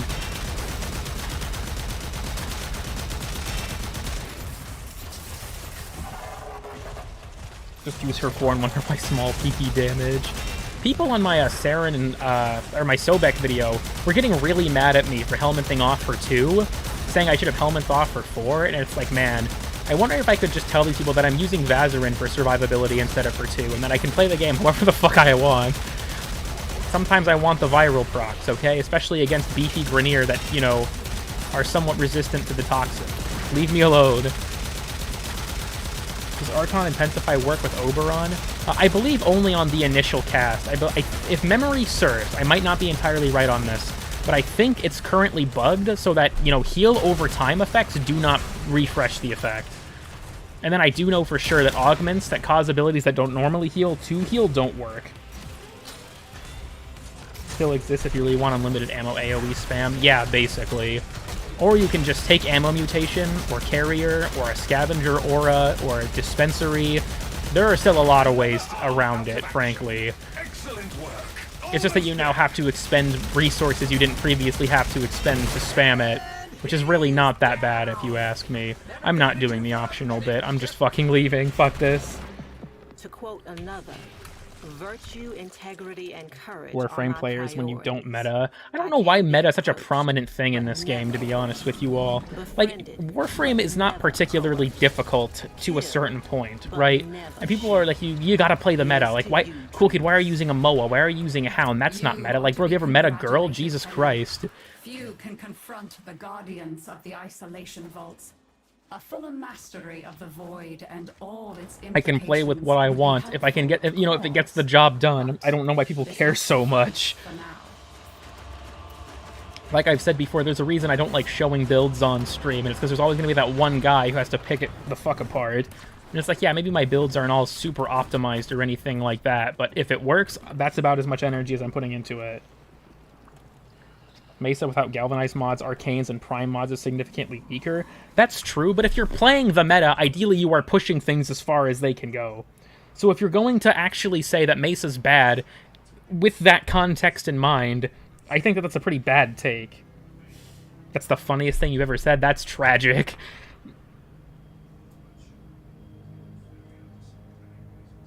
Top tier this, top tier that. If you ever topped a girl, you know, it do be like that.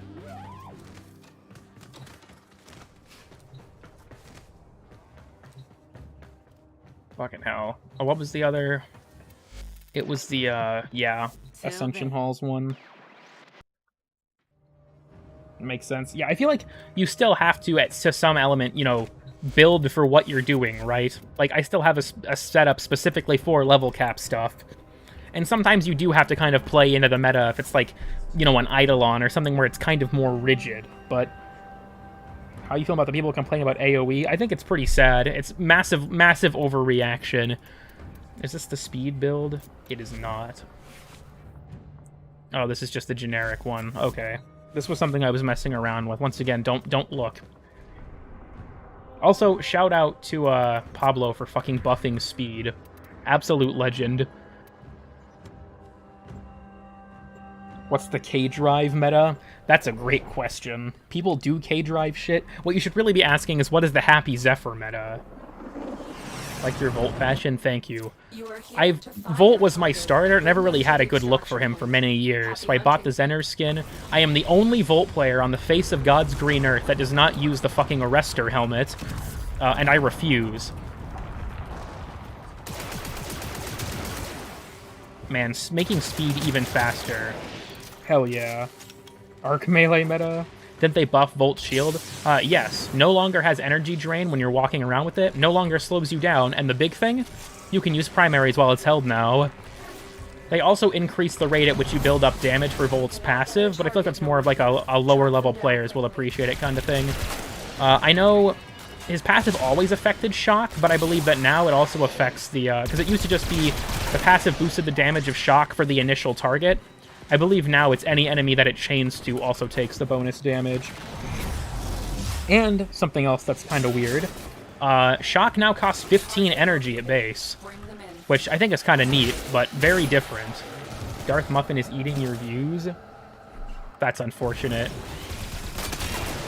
I'll have to show up in Darth Muffin's stream chat. Hold on, let me just, like... Real quick.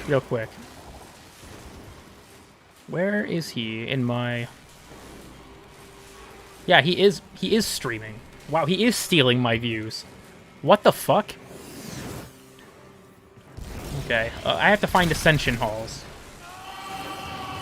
Beg streamers for 90 plat, so I can buy the red Tennogen cape. I honestly don't know. I think they've already talked about their plans for Tennogen with crossplay, but I don't frankly remember what the fuck they were. But yeah, here on PC, we buy Tennogen with real money. It is not for Platinum. And I'm assuming that they're probably going to be adjusting that at some point. Either, like I said, I don't know. I think they talked about it at one point on Prime Time. I did not get a single Ascension Hall. I should probably play Exterminate, because the missions are longer. Buffs to pull... Jesus, voice crack. Buffs to pull alone make me love Mag more. Honestly, the real winner of the Mag stuff was the buff to her augment. Fracturing Crush is fucking broken as shit now. It is so glorious.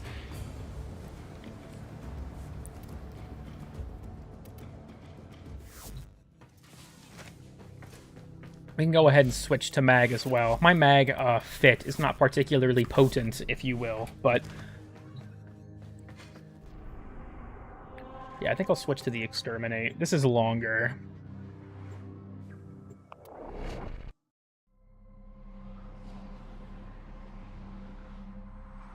I love checking the staff chat on my Discord to see if anything important happened there, and it's just the fucking mod shitposting. Regular occurrence. I feel so slow after playing Volt. Yeah, so Mag's Fracturing Crush augment got buffed in 2 ways. So... how it used to work is that it, I believe, started at 50% armor strip and capped at 80. So now it starts at 75 and caps at 100%, so you can full strip with 150% energy.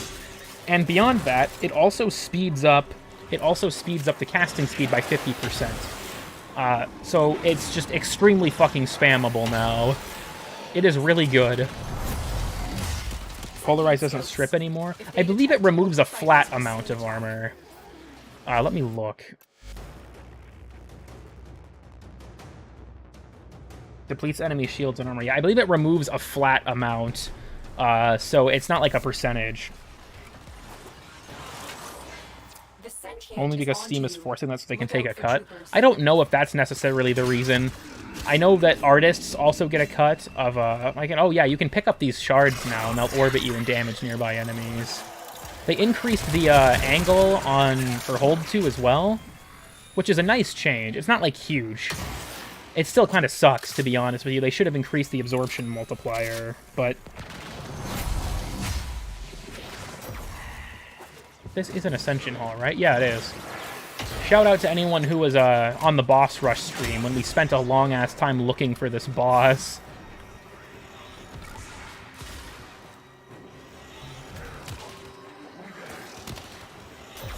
You just cast it twice to completely strip. Like I said, it removes a flat amount as far as I'm aware. So it, like, as you go up in level, it becomes less effective for that. Always wondering what the shards on Mag do. Yeah, so now they will orbit you if you pick them up and damage nearby enemies, and then if you cast your 2, they will, like, sort of get sucked into it for increased damage. I think it's like they're 500 damage apiece affected by power strength? Something like that. But if you have, like, a lot of shards... Why aren't you coming over here?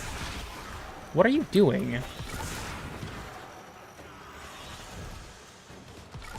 Why is he not moving? Okay, can I get him to glance it? Cheese strat, perhaps? Yeah, look at that shit. Cheese strat. He's giving me the suck. Artists don't get a cut for 10-gen sales on console. Considering that they're bought with Platinum, and Platinum can be traded, I'm not really sure how that works. Because I had read an article, I can't remember which 10-gen artist it was, but it was an article of them talking about how just through making Warframe skins, they were able to help their parents buy a house and put their sister through college. So after reading that, I don't give a fuck if it's $7 for a cape. If I'm able to, you know, change the life of someone like that by just, you know, chipping in a little bit of money for a cosmetic, it doesn't bother me that much. Oh, you're actually doing it now. Okay, fucking cuck. Yeah, fuck you. It's time to Warframe and display free. Real. Haven't tried the default 3 cents patch. Oh, I wasn't paying attention and the elevator went back up. I don't care if it goes back down again. Okay, I guess it will. This is a cunning drift, I think. I believe it's a 30% cut. That's what Steam takes. Yeah, Steam takes a 30% cut. $7 equals change life. When you've got, you know, tens of thousands, if not millions of people spending that $7, even if you only get a portion of it, that's still a lot of money. Especially if you've got multiple skins in the game. If you're like, who's it that makes the Grax line? I think it's Faven. Like, if you're like that, and you've got like fucking 20-odd cosmetics in the game that are all really, you know, high quality and popular, yeah, you're gonna make a shit ton of money. Cunning drift. Also, for this person who asked about it earlier, before the shards did the same thing for Mag, where they would get sucked into the bubble and, like, make it deal more damage. But I believe it was lower, it didn't scale with power strength, and they wouldn't orbit you either. They were also way less obvious. Honestly, find nothing wrong with it. I don't want to talk about how much money I probably spent on this game.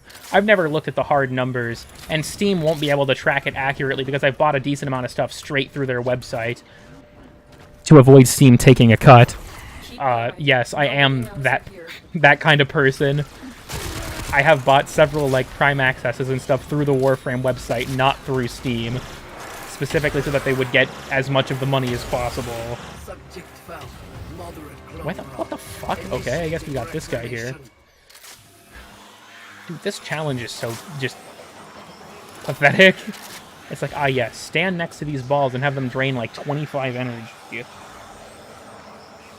Do they always do slash damage as well? It's honestly, I think that's new, but I don't know for sure. They were such like a niche mechanic that a lot of people I don't even think realize that they existed. Why did they get the completion thing? This one wasn't even done. Wait, did you guys catch that? I think me using my operator doubled up and caused me to finish it early. What the fuck? Also, this has got to be the worst placed geometry in the entire game. Look at this. Look at this. This is so awful. It's so amateurish. Very rushed. $600 and I haven't spent a cent. Yeah, with stuff like I've talked about on stream before, I think that slots and potatoes are aids, and I don't really like them, but at the same time, I get that that's to make it so there has to be something that you've got to spend platinum on. I know that you don't have to buy, like, potatoes, but they're given out so infrequently that oftentimes you kind of do have to if you're, you know, using a lot of stuff. But especially slots, it feels like that's a trap for players to dismantle their frames to try new ones without realizing how big of a mistake that is. I would like to say, if anyone here is relatively new to Warframe, please do not delete any frames that you have, at least before reaching level 30.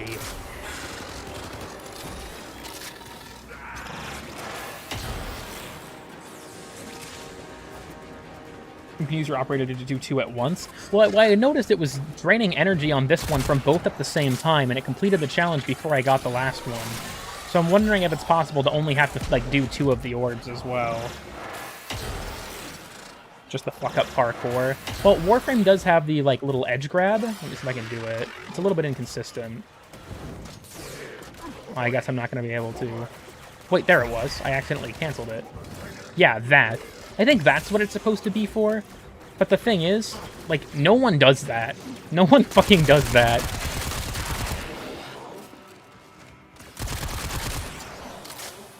I delete normal Warframes if they're level 30 and I have the Prime version. Well, yeah, but, like, you can even save normal frames if you get the Prime for the Hellman. I keep all of my normal Warframes because I'm weird like that, but at the very least, you can even save them for the Hellman down the road. Because there are some frames, like, if you grind it out, like, I don't know, Excalibur or something, yeah, he's not that hard to get back, other than, of course, you have to wait the fucking, was it 3.5 days to build him? But, at the same time, it's like, there are some frames where it's like you grind this motherfucker out and then delete them, and it's like, oh shit, that was a Korra or something, and now you just have to spend, you know, the next 9 years trying to reacquire them. It completely kills momentum. I'm well aware that it does kill your momentum. I'm not saying I agree with it. When I die with them in a mission to punish them. I had to farm base Equinox twice. Yeah, I've also gotten... I think I've done the Grendel missions 3 times. Because I got the Grendel missions to get Grendel, to get him for the wall, and to do the stream, where we got him on the Steel Path. Okay, I am going to go ahead and take a piss real quick. I'll be back in like a minute. You guys behave yourselves, please.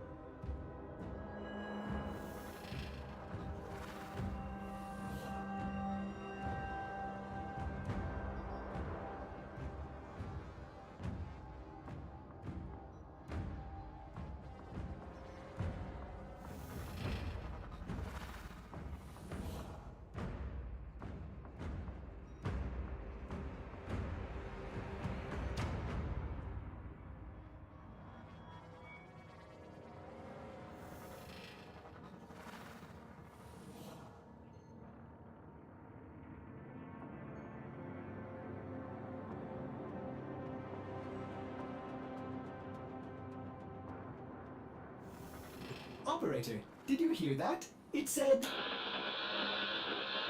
Cosmic background radiation is a riot! Okay, I'm back. I hope you guys haven't done any scheming or plotting or anything to that effect in my absence. You know, I trust you guys, right? You guys would never do that. That's preposterous.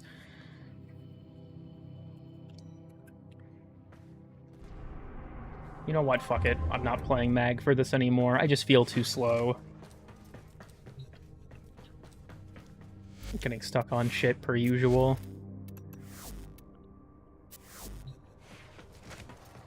Maybe I should finally get around to buying that second monitor. Okay, he will never know. Yeah, I guess not. I could just scroll up.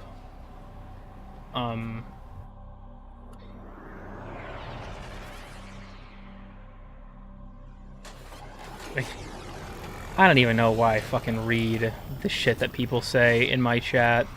Sometimes it's like, you know, interesting or insightful, and then you just see I get so incredibly hard when I look at female skins, and it's like, why do I fucking bother?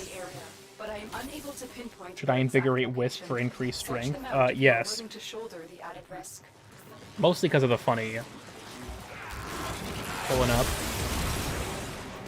That's a good feeling, to cast your core and just, like, delete everything. In-game, right? In-game. You never know with Icy, I don't think.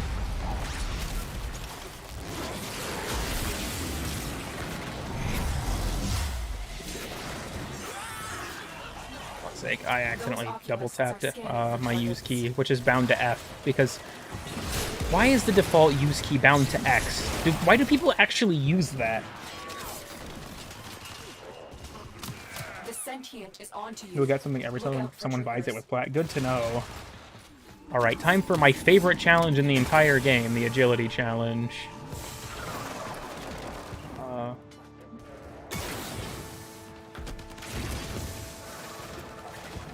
Oh god, I just realized, hold on. I normally leave one earphone off when I'm streaming so that I can hear myself talk easier. I cannot hear the direction that these things are coming from like that, so we are going to have to wear both for a minute. I haven't done this in a while, so...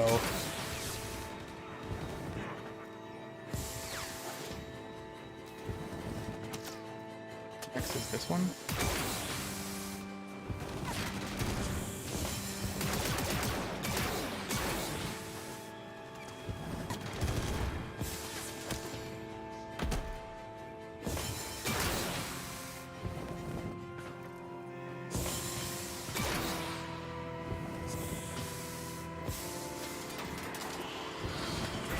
That is such a weird challenge. X is my use key in most games. That's weird. I'm sorry, but that's weird to me. For me, it's always been either F or E.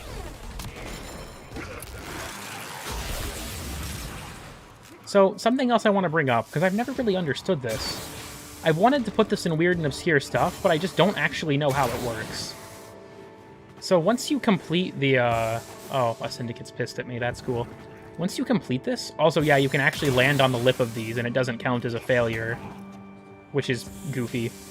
So once you complete this challenge...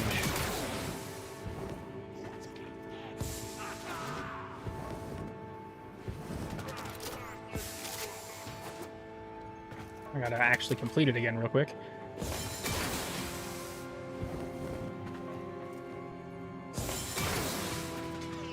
Yeah, so once you complete this, you see all of these other ones open up.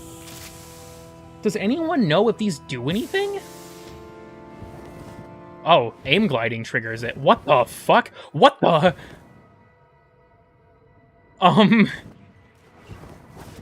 Okay, I don't think that's normal. Yeah, does anyone know if these actually do anything? Because not only that, but I think one down here opens up too. Maybe not anymore. Yeah, this one opens up. What are these here for? Does anything actually happen if you do all these? Oh, hi, Glass. You fuck.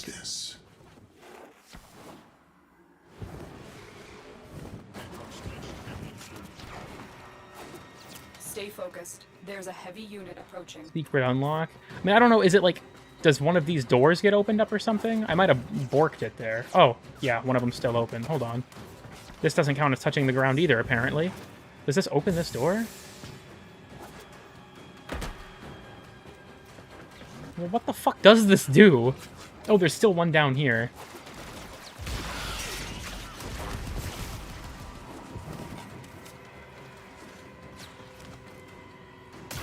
Was that open before? I think it does open these doors. That's so weird. Well, guys, the more you know. Apparently, doing all of the organs in the Agility Ascension Hall unlocks these doors. There's not anything good in here, might I add. That is just how that works, apparently. Weird and obscure. Weird and obscure.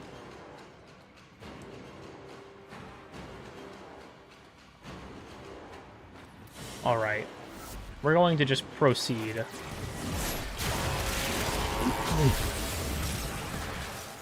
That was tragic. The lights flickering means that you've killed the entire Syndicate squad. So I literally just blew up all of Glass, like, Moa. He's like, yeah, you're bad for business. We're gonna get you. And then I just immediately throw a fucking, like, frisbee at his whole crew there and just delete them. Goodbye.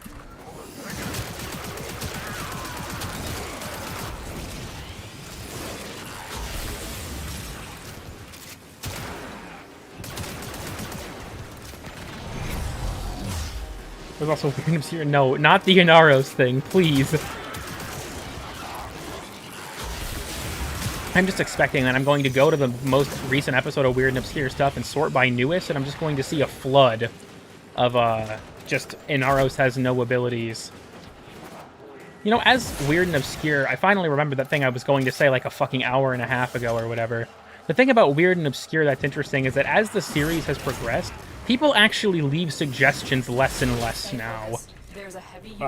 I assume that's just because I've, you know, covered so much, but people don't really leave suggestions that much, which also is part of why they take longer to make, is that I have less, like, material to work with. People in the Discord are a lot more helpful with that. I think almost every single entry in the most recent episode, bar a couple... oh, this is the right way. We're from the Discord this time. But, like, people don't leave suggestions really in the comments anymore.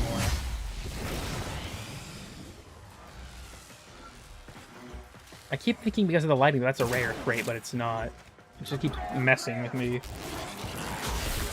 Because you cover them or they get fixed. Yeah, something I'm considering doing. So, the next video was supposed to be Warframe Geographic 2, and it's still going to probably be, at the very least, in the very near future. But I was thinking, just considering feedback on the most recent episode of Weird and Obscure Stuff, and after, like, rewatching the whole series, like I mentioned earlier, I'm thinking I might do, like, a supplementary video where I go through all of the stuff that has been fixed or that isn't in the game anymore for Weird and Obscure, as well as just some entries I don't think I elaborated on enough. I might do a video where I go through all of the previous episodes and clarify either what isn't relevant anymore or what stuff I didn't, like, explain as fully as I should have. Because there are things where it's like I didn't necessarily tell a lie, it's just like I didn't understand the scope of the thing I said. There are more ways to apply it than I first thought. Recently found your channel. Thank you, Cube Zapper. You know, I post like once every fucking 5 years at this rate, but I stream semi-frequently. Is this... Oh, this is this room. Does anyone else remember... I don't know if you can still do this, but back when this was new, there was actually an exploit with Loki where you could use his switch teleport and a decoy to completely skip this entire puzzle. I have no idea if it still works. But now you can just use your operator and then, like, specters to cheese it. His decoy does still apply for the pressure pads, though. Do I have to go below? Is that a place I can even go to in this one? Yeah, I think so. Yep. Okay. How to decorate out of bounds tutorial. I think that Vash has several of those. Like, I'm not much of a decorator myself when it comes to, like, you know, I am artistically challenged, let's put it that way. But people like him, I think, are much better resources for that. I also think it's criminal that I have more subscribers than him. I mean, I think he's a much more well-known, like, community figure than I am, regardless. But I still think it's criminal that I have more subscribers than him, because he's, like, actually talented, and then it's just me. I like how this was the cooperation puzzle, and it's just this. Okay.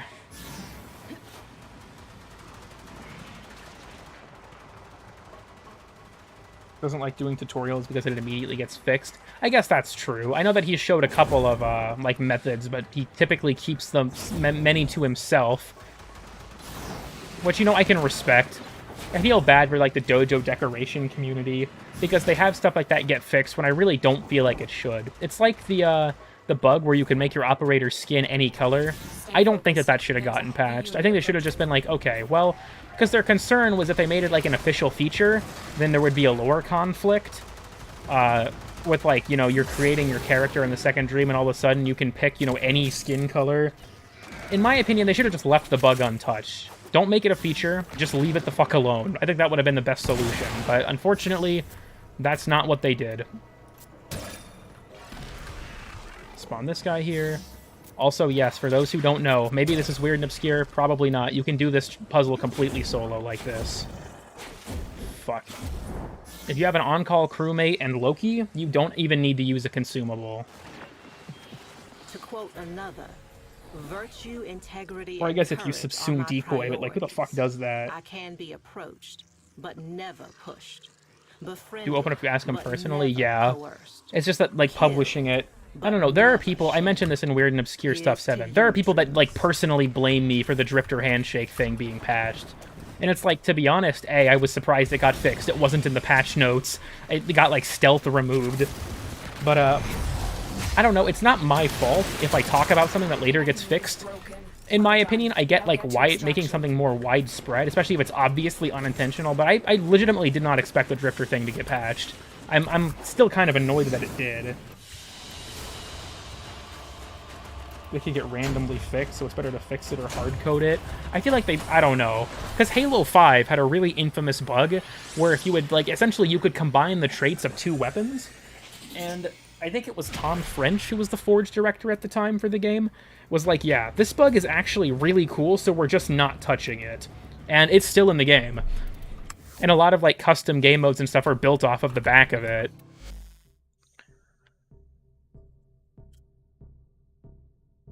How dare you go to DE's headquarters and personally fix the Drifter bug? That's what people act like. It's the same with, like, dude, if Sobek, if Acid Shells and the interaction with Toxic Lash ever gets changed or nerfed, I'm fucking dead. There are so many people on that video like, well, I use this strat all the time, so if this gets fixed, it's your ass. It's like, what? I didn't do shit if this gets fixed. If the game doesn't update, then sure. The game doesn't update anymore, but it was updated for, I think, like, almost a year after that bug was introduced.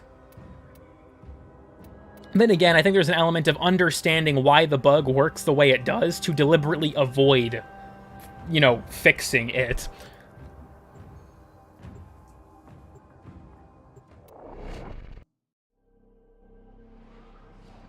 Yeah, they ended up just removing that skin color bug from the game and making it so that now it's a syndicate representation thing where you can buy alternative, like, skin palettes that are primarily blues. I don't like that solution. I never really took advantage of the, like, any skin color thing, but I thought it was really fucking funny. Jivy made his Drifter completely green, and then Swinardi and Chroma keyed it and put the fucking, like, Among Us twerking gif on him. And it's like, okay, well, I'm sad stuff like this isn't nearly as easy anymore.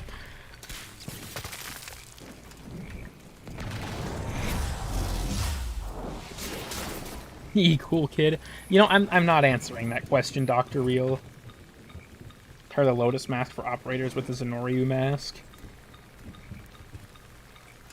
So there's like, because there are some bugs like that they have kept, like the Twitch Prime operator cosmetics where they were in opposite slots. I'm reasonably certain that was a bug they just left in because people wanted them to. But oftentimes it's like, yeah, I feel like harmless stuff does sometimes just get fixed when it's like, maybe we could either make this, you know, more of a feature or understand it enough to leave it alone. Where is this? Oh, it's just... PoE came out 5 years ago, ladies and gentlemen, and this still happens. There we are. Yes, welcome. Have you done the call mission? I did do the call mission, but I haven't done all the side objectives. Bullet jump is a bug. Never took advantage of skin color. You know, maybe I didn't word that correctly.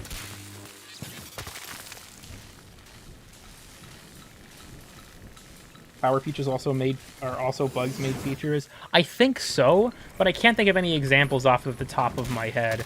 I know that the ability for loot abilities to stack was like never intentional, but they left the bug in the game for a long time, and then they removed it, and people rightfully got really upset about it because it had been untouched for literal years. So they rolled the change back, and we're like, all right, now it's a feature. Sorry, guys. I don't know why they tried to fix it to begin with, to be honest. That seemed a little strange to me. Where? Oh.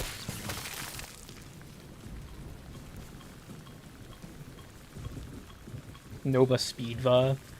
I feel like that was just more of a... I don't know if that was necessarily a bug, so... Jesus Christ, voice crack. I don't know if that was so much as of a bug. Because, like, the Equinox thing with negative power strength, making your allies take more damage from enemies, that's still in the game. And I think that's just kind of by virtue of the way stats scale. Oh, they're probably fighting a Vomvalist. I was like, why am I getting treated like a fucking... Like, the Grenier are America, and I have oil. But fortunately... Not a politics stream, by the way. I have returned and heard voice crack. Yeah, that happens pretty often. 69 viewers, that's nice. Only 34 likes, though. That's how the streams go, isn't it? People don't... You know, I respect that. I feel like a lot of people just have this on for background noise right now. If anyone just has this on in the background and are not watching the stream right now, you know, I respect that. I know a lot of people do that with my, like, regular content, too, which is fine. It doesn't bother me. I do that with people like Barely Sociable and Nexpo, and I feel bad because they put a fuck ton of effort into their visuals that I'm never going to see.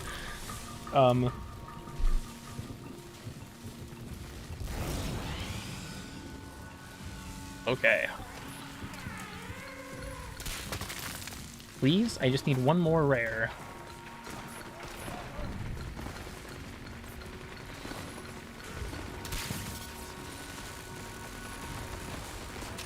We can try re-equipping it. That didn't bring it. There we go.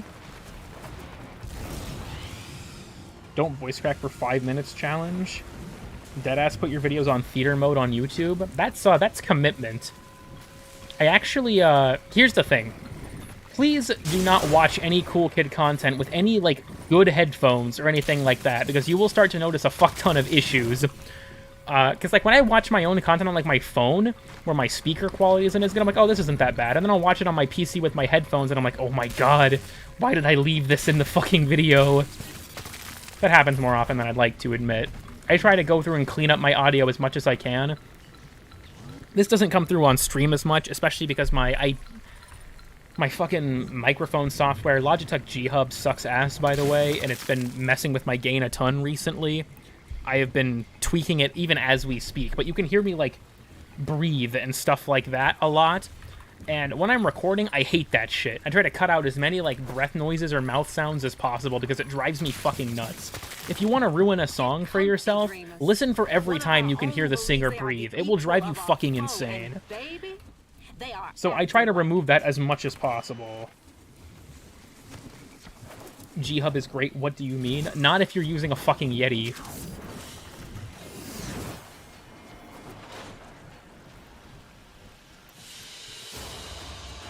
Purely operator drifter changes. Yeah, Trinolons I feel like are a lot more accessible now with the focus changes, actually. Made for mobile users. Have to use old gaming software. I think that was like, I don't know, I use the most recent version of Logitech's gaming software. It's just that it still fucks with me more often than it's helpful.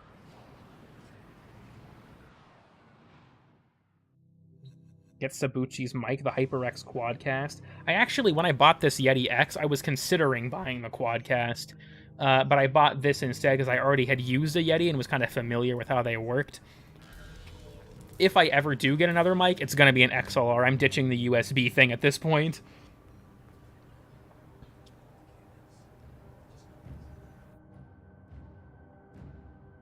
Definitely going to make it to more. Yeah, thanks for stopping by, Connor. I appreciate it. My streams are pretty sporadic, but the Sunday ones are pretty regular. I was an hour late because, like I said earlier, I was playing Metal Hellsinger and having way too much fun. So I decided I was just going to push the stream off an hour so I could beat the game. Hell yeah, baby, XLR. Those shits are expensive, which is why I'm not currently using one. 3 relics? That's easy. Icy, do you need help? If I read that, it's gonna get clipped, but just... I don't know, man. I feel like you need to feel the touch of a woman. Or a man, or I guess, you know, whatever you're attracted to. I don't really care, but... You need to feel the embrace of another human being in a sexual context. Let's put it that way. If you're 18, let me clarify. If you're 18. If not, then tough shit. near Got a fissure. Yeti for free? Pow, They're did you just dropping like, reactant. just got one from like a Use it to thrift tackle store? the relic. Don't forget The name reactant. G-Hub sounds sus You need already. that I to hold completely that. agree.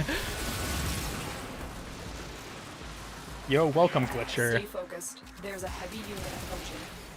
I just want to say, Glitcher, I'm still annoyed that I actually found out about the Queen's death from that out-of-context Megamind screenshot you posted. I was very annoyed when I came to the realization that that's what it was. The relic has been cracked open. Finish your mission to find out. I am what's 18. inside. That's true. As of today, Zaku's birthday, they are now 18. I aim to please. I won a raffle at a New Year's party? Oh, okay.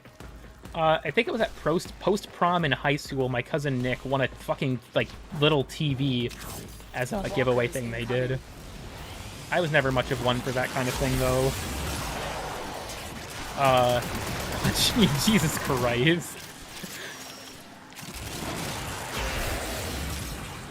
The enemy is broken. Alright, well, easy life, I'll get easy to life. extraction. 1.5 minutes.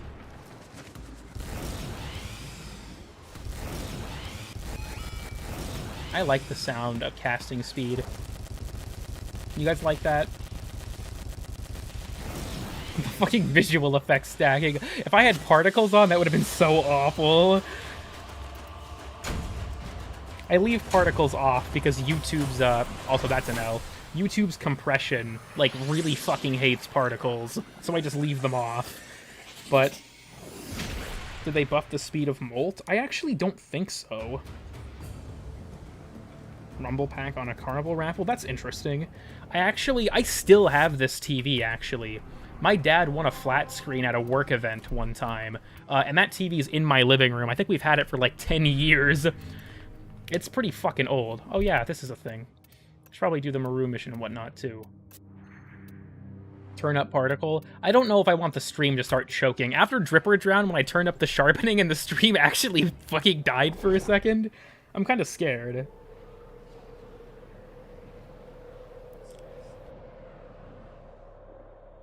Okay. Eliminate all Corvus threats. Volt time. Void fissures. You need them. to Gentlemen. open the relic, but are you There we confident are. you can withstand their parry? You found a fissure. Look out I still for find it weird that there's like a lockout that's not tied to the duration of your for volts. You are going to need more reactant if you want to open that How did relic. your wife take the Sabushi incident?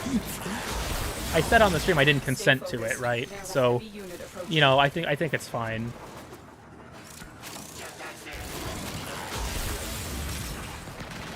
Replace all particles with bees? That would be a good update. Speaking of bees, I don't know if you guys have heard of the new Rainbow Six Siege operator. I don't play the game that much anymore. The relic has been cracked open. Finish your mission to find out what's inside. What? Okay. So, when Veilbreaker came out and they added those tooltips, I'm going on a little side tangent here. That used to say increased melee damage and channeling efficiency. The thing is, channeling isn't in the game anymore. It was actually heavy attack efficiency. Now it just says increased melee damage, and they removed the heavy attack efficiency instead of just fixing it. Why? Like, unless there's a specific interaction with glaives here that I'm unaware of.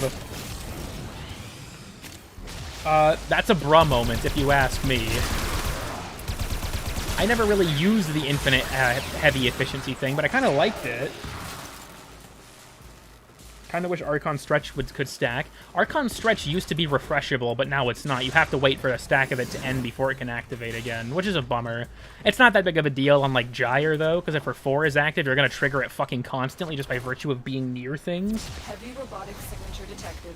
You say that like you weren't playing Warframe. I mean, yeah, but, like, I still find it weird they would just remove that mechanic instead of fixing the tooltip. It seems like a strange way to resolve that. Let's just cut the end off the tooltip and remove that feature instead of just updating the tooltip to include it correctly. Maybe it has something to do with corrupt charge. It could. You've broken their ranks and they are on the run. Another successful mission. Find extraction. That's the tooltip being wrong several times. Yeah, I was aware of it being wrong. People kept asking me to put it in weird and obscure stuff, but I knew it was going to get patched before I was going to actually make the next one. So a lot of stuff with Veil Breaker's been like that, where it's like, oh, this should go in weird and obscure. And I'm like, yeah, I'm going to hold off just to see if this gets fixed. It could be the glaive. I'm going to switch to a different loadout than, you know, not a glaive. And we'll go ahead and look. What's your wife's skin color? I mean, same as mine. We're both very white individuals. I live in Iowa. There's like 6 black people here total. I don't know why that's even a question.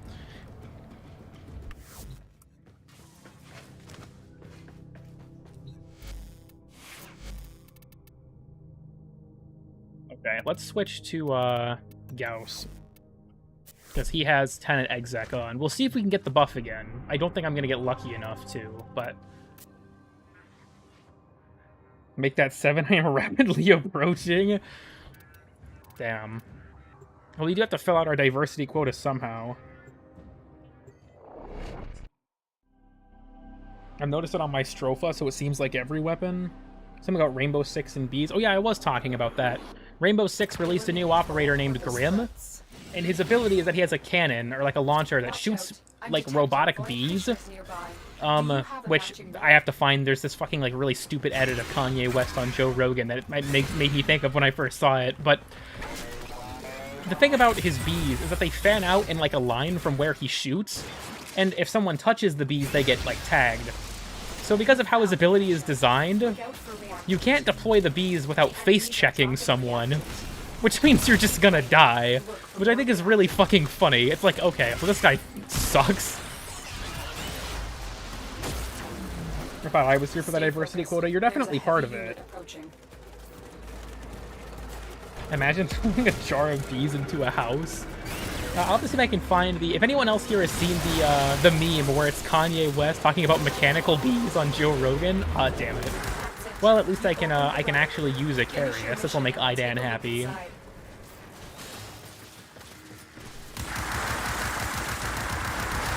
Oh my god, my camera is so fucked. That gadget is worse than just using regular bees. It really does feel like that. Green with red? This is a yellow, but okay. And the reason my energy color is so dark is because it used to be brighter, but people kept complaining about it.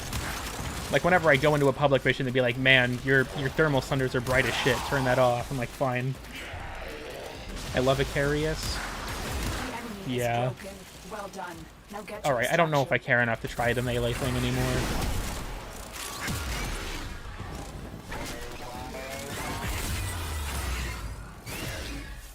Oh, okay, we got it. Things seem tough. But yeah, honestly, like the jar of bees in Hunt Showdown, I do love the bee jar in Hunt Showdown. But the thing about, because like I feel like Rainbow Six operators these days especially don't feel nearly as like open-ended. Like the Siege is a sandbox, right? And I feel like I'm a little annoyed that you have a character like Grim who's just so like A to B, right? I feel like there's not a lot of like interesting stuff with his gadget. It's just kind of like, this is what it does. Because like Azumi, she was added at the start of the year, actually a really cool and open-ended operator. Her little like, she throws knives that deploy like these bulletproof spots. And you can use them for a lot of really cool stuff. You can use them to like climb up on stuff you're not normally able to climb up on. You can use them to plug up holes in walls. You can use them to like cut people off from shooting through doors. There's a lot of stuff you can do with that. And then you just have Grim, where it's just like bees. And that's it. That's his ability.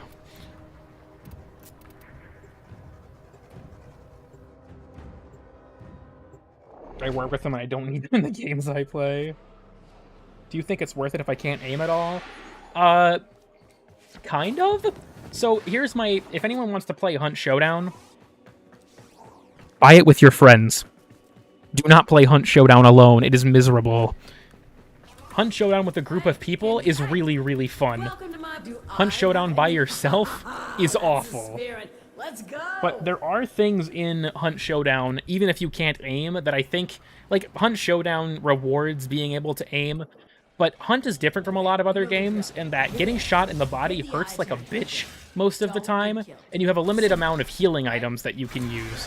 And on top of that, you know, headshotting is an insta-kill, obviously, but weapons have, like, travel time, and because it's set in the, you know, 1895, most weapons have very low fire rate. So if you hit someone in the body, it'll basically force them to heal, but it's not enough that you can reliably kill people with body shots most of the time.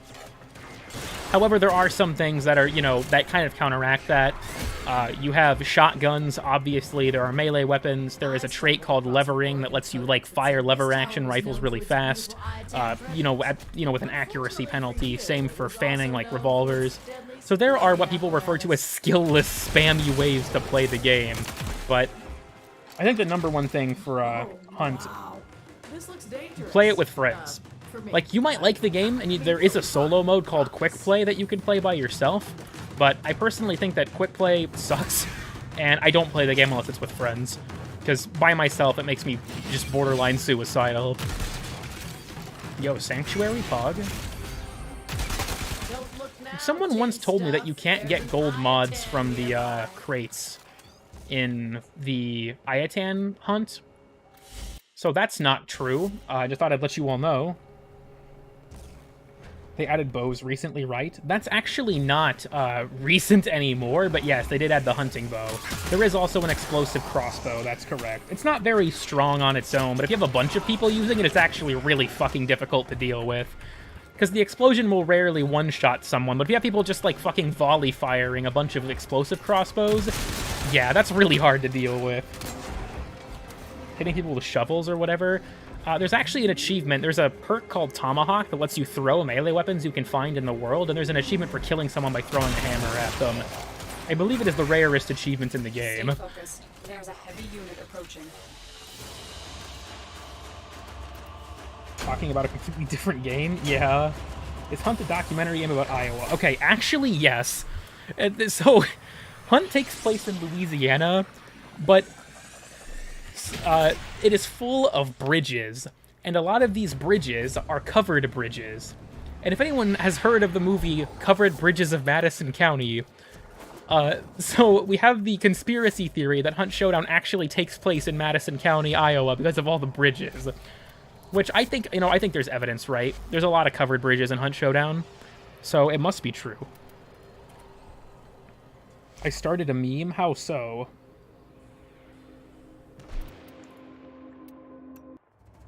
Isn't Shrek's hut in Hunt Showdown? Yes. And there's also a chance that a meathead enemy will spawn there to take the place of Shrek. Made a post on Reddit about how nobody has made Better Call.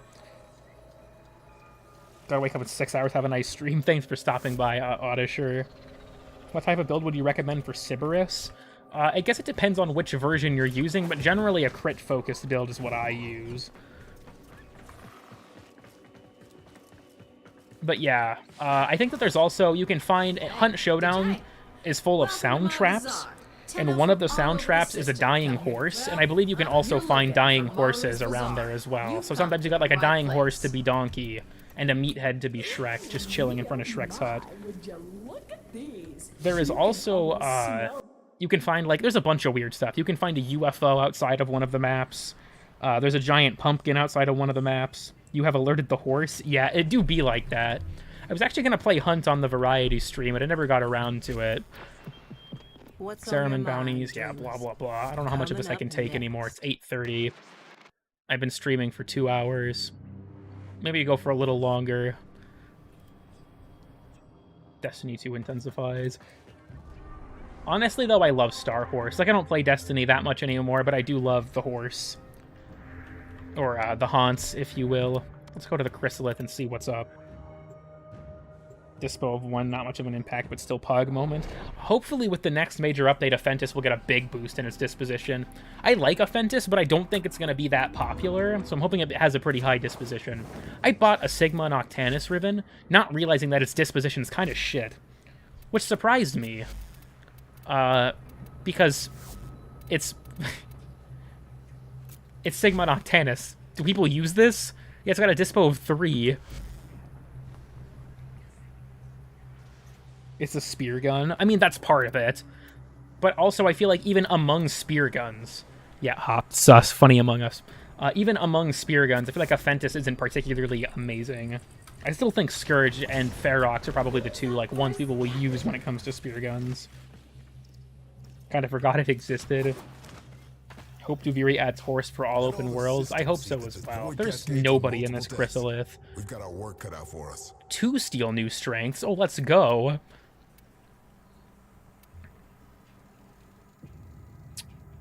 Okay, that's a great challenge. Honestly, worst Zeraman bounty in the entire game is level 5 no ability mobile defense. I don't even know why that's allowed. Is Zenisar's Dispo still garbage? I don't know off the top of my head, but I would imagine it probably is.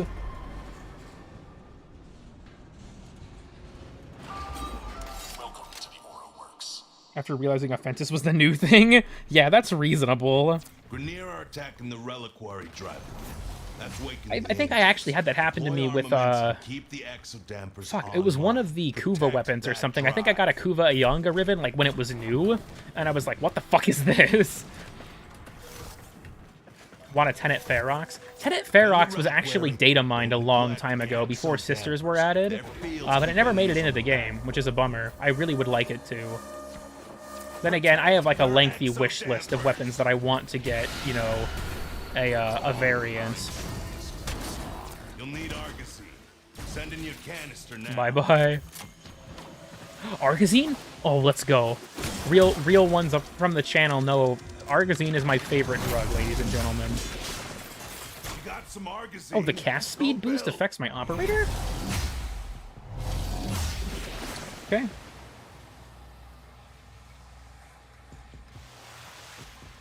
Does anyone still use NSR? I use it for, like, a couple of niche applications, but I don't think it's, like, in anymore. I don't really have any ways to make the turrets particularly good, but that's fine. When Offentis launched, its projectile didn't have any, like, accompanying trail, and I was so fucking confused when I first shot it.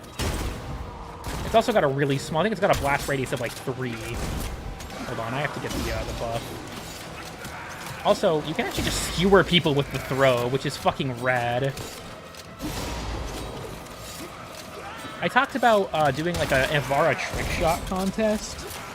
Honestly, though, I think that Offentis throw trick shots would actually be like hella fun.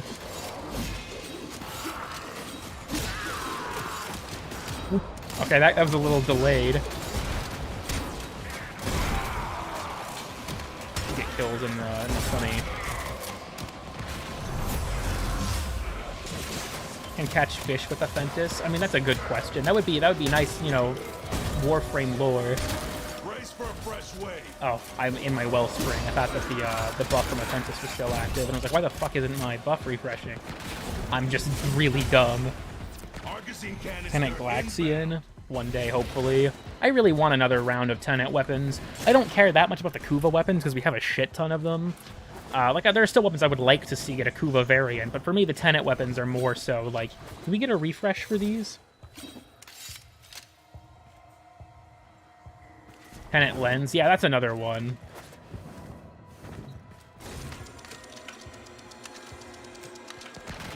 Tenet Lens, Tenet Ferox, Tenet Flinks. I have a sizable wish list. Defensive ordnance complete.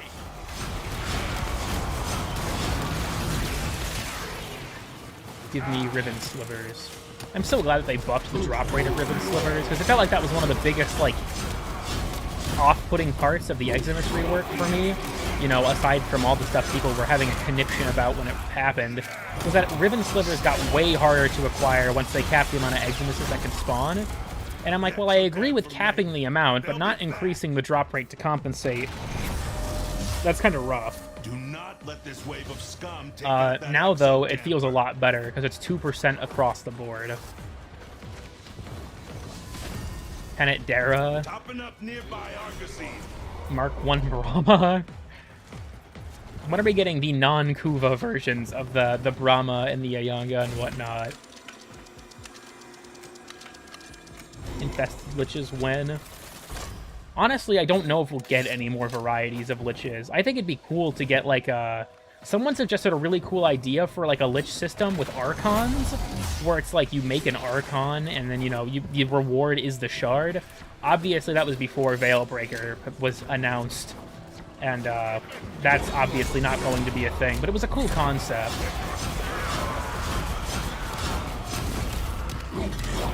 So tired of the Lich farm.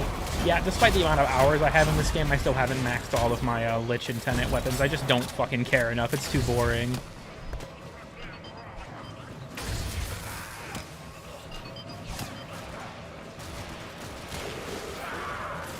Kuva stud, that would be pretty based. Fuck this guy up real quick.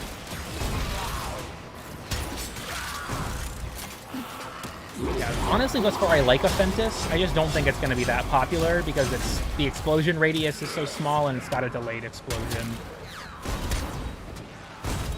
So it's like even if you miss, enemies will just walk away from it. Yeah, like that before it blows up most of the time.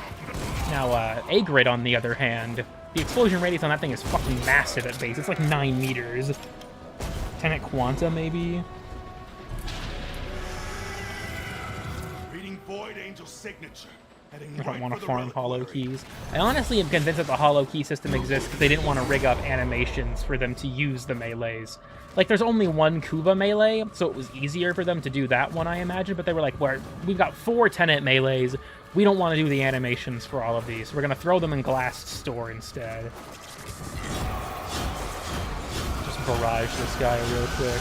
You know what's really funny? So, angels have that ability where they like make an orb above them that sucks up all of your projectiles. It actually makes Styanaxis 4 really fucking strong against them. Let's see if he'll do it for me. Yeah, this. It just... all of the spears go right into it, and they just immediately get obliterated. Follow it and stop.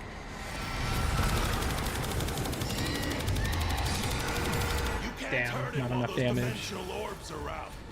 That's fine, though. This is the only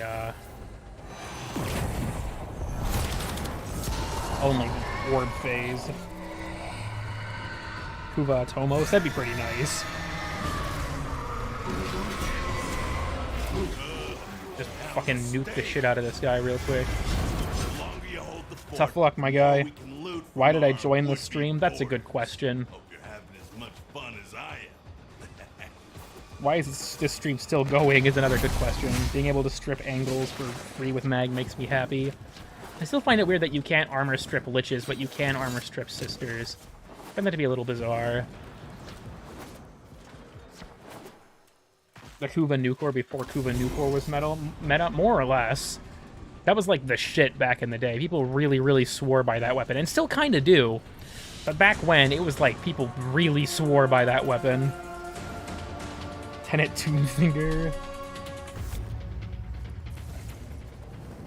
Alright. I know that they have the little portal there, but no. Ah, fuck, it refreshed. Every time you silence one of them, it gets a little easier. None of these are nearly as good. Because I have to do different ones, and a lot of these kind of suck. Okay, fine. We see a doctor. I agree, Nathaniel. I do think Icy needs to see a doctor. I don't know, is Dr. Real still here? Dr. Real, what's your assessment? If you're still here, of Icy. Agrobiome access has been temporarily disabled. Yeah, they did kind of get blown up, didn't they? Alright, snipe him? He's alive? I actually think if they're pinned, yeah, you can do ground finishers on them. I think that's really fucking cool. I'm a freaking dentist, and... But yeah, so if you hit an enemy with the Fentis and they live, you can ground finisher them. Which just is really cool to me. I don't know, it's not like that useful. I just think it's really fucking cool. And you know, that's what it's about sometimes, right? For me, at least. Where it's like, maybe that's not particularly good, but damn, that makes me feel awesome. Solaris have the veils on there. I actually think that when you rescue Chipper, it's on his, like, robot head for some reason. They're just funny. Alright, we have the official doctor's diagnosis, ladies and gentlemen. I like how the reason that Cloak Surges spawn in Eximus was supposed to be so there was, like, a risk to activating these. But it's honestly a reward, if anything, because now I not only get the Eloque Surge buff, but I also get a free energy orb. You add an NSFW channel? Yeah, we're still not putting an NSFW channel in the Discord. A little bit better than they were, yeah. I don't like that you have to wait for the wind-up, though. I wish what they would have done, because they removed the ability to hold the charge, I wish what they would have done was make it so, like, yeah, you have the wind-up time, but I wish you could hold right-click, or hold middle mouse, sorry, to keep it held, so that you could time it easier. Do not capitulate to their demands ever. I will not cave on the NSFW channel in the Discord thing. It's not happening. There are plenty of places on the internet where you can, you know, find, let's just say, not safe for church content. I don't feel like that needs to be my Discord. Totally won't be a horrible idea. I meant to throw this. And, boom. He just fucking traded out with me, damn. God bless the changes that they made to Last Gasp. It's just a staff channel. Well, we do have the staff furry RP thread. That was really rude. I didn't even see where that came from. Oh my god, he just kamikazed me. Did you guys fucking see that? He got stuck and knew what was coming and he just dodged right into me to make sure I was going to eat the self-stacker. Fucking legend. I can't even be mad about that. That was just straight up tactical genius. What a fucking mad lad. Where are my royalties? Oh, okay, that's what you were talking about.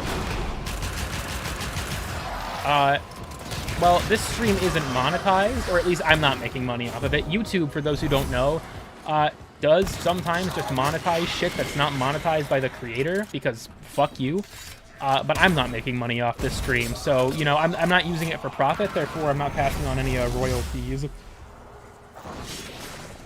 While we're talking about NSFW, people keep heckling me to add an NSFW channel in the Discord, but I will not.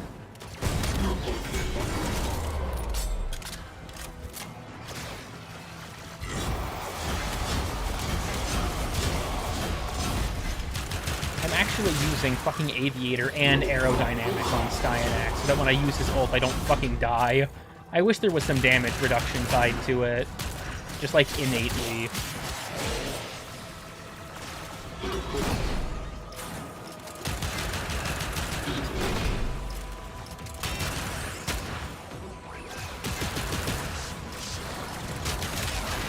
Say, man, these enemies are really tanky, and then it's like, oh yeah, dumb fuck, there's a Guardian Eximus you left alive. The real winners of the Eximus rework were Guardian Eximuses. Them and Blitz Eximuses went from, I don't know what this does, to, oh my god, this thing is so fucking annoying overnight. Because Blitz Eximuses will one-shot you if your shields are down, and Guardian Eximuses make all enemies in like a fucking 5-city block radius invincible.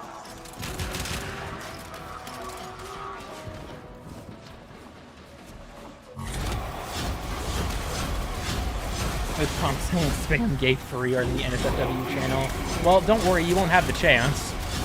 You know, trust or not, it's not coming. Oh dear.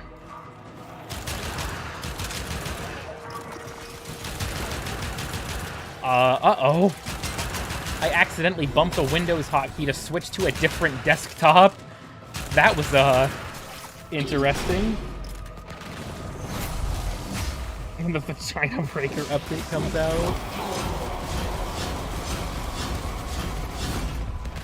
Fuck. I was hoping I could operator just in time there. The MLG water bucket of Warframe.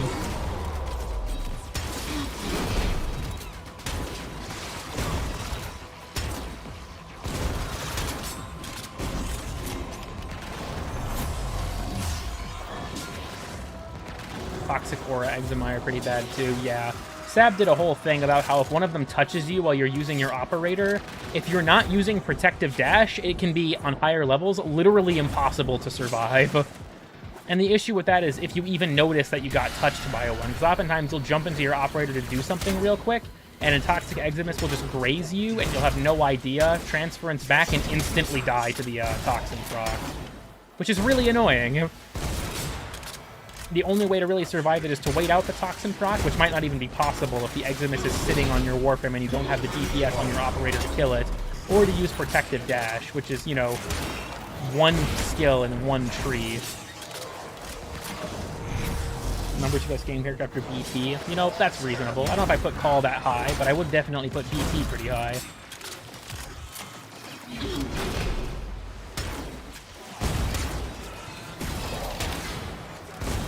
I just like watching these guys just like go fucking flying. There's a lot of comedic value to it, that's all. That's all.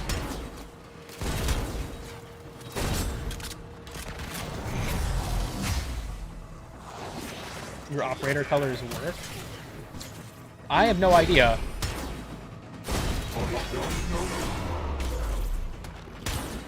I honestly haven't really been paying much attention to that bug. Skewer this guy. Cool. Or use Rolling Guard. Yeah, so Sab actually tested that, and even he actually built a macro to spam shift, I think, like, every frame, and it was still not fast enough to survive the Toxin proc. Not consistently, at the very least. I don't know. If he were here, I could have him just talk about it, but he did a lot of testing, because people were telling him it was just a skill issue on Twitter, and it pissed him off. So he did a bunch of testing to prove them wrong. I generally like the new Eximus units, but the Toxin one is unfair at times. The main thing, now that they've been changed, right, now that Eximus units kind of as a whole have been adjusted, I want them to go and look at Ancient Disruptors, because those motherfuckers are just straight up overpowered, and I hate them. It's like, oh no, I've been grabbed by a hook, where the wind-up animation was bugged and didn't play, and I have now lost all of my energy. If I'm doing any high-level infested content, I always play Lavos, so it's not a problem. But it's just, I find it to be that insufferable.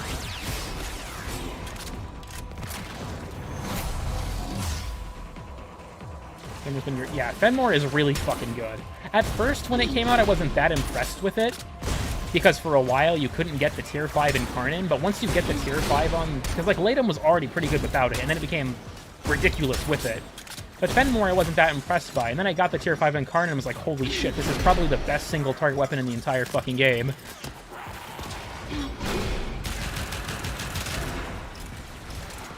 The Lavos Legion grab you out of mid-air and mid-roll. Typically, if you're rolling, they can't grab you because it counts as a knockdown. Or at least last time I checked. But I know they can grab you, like, right when it's over. Or they'll grab you and you won't technically get grabbed, but you will still eat the energy drain because, you know, fuck you. What amp do you use? This is a 777, so it's the all of the, like, highest tier parts from, Little Dot.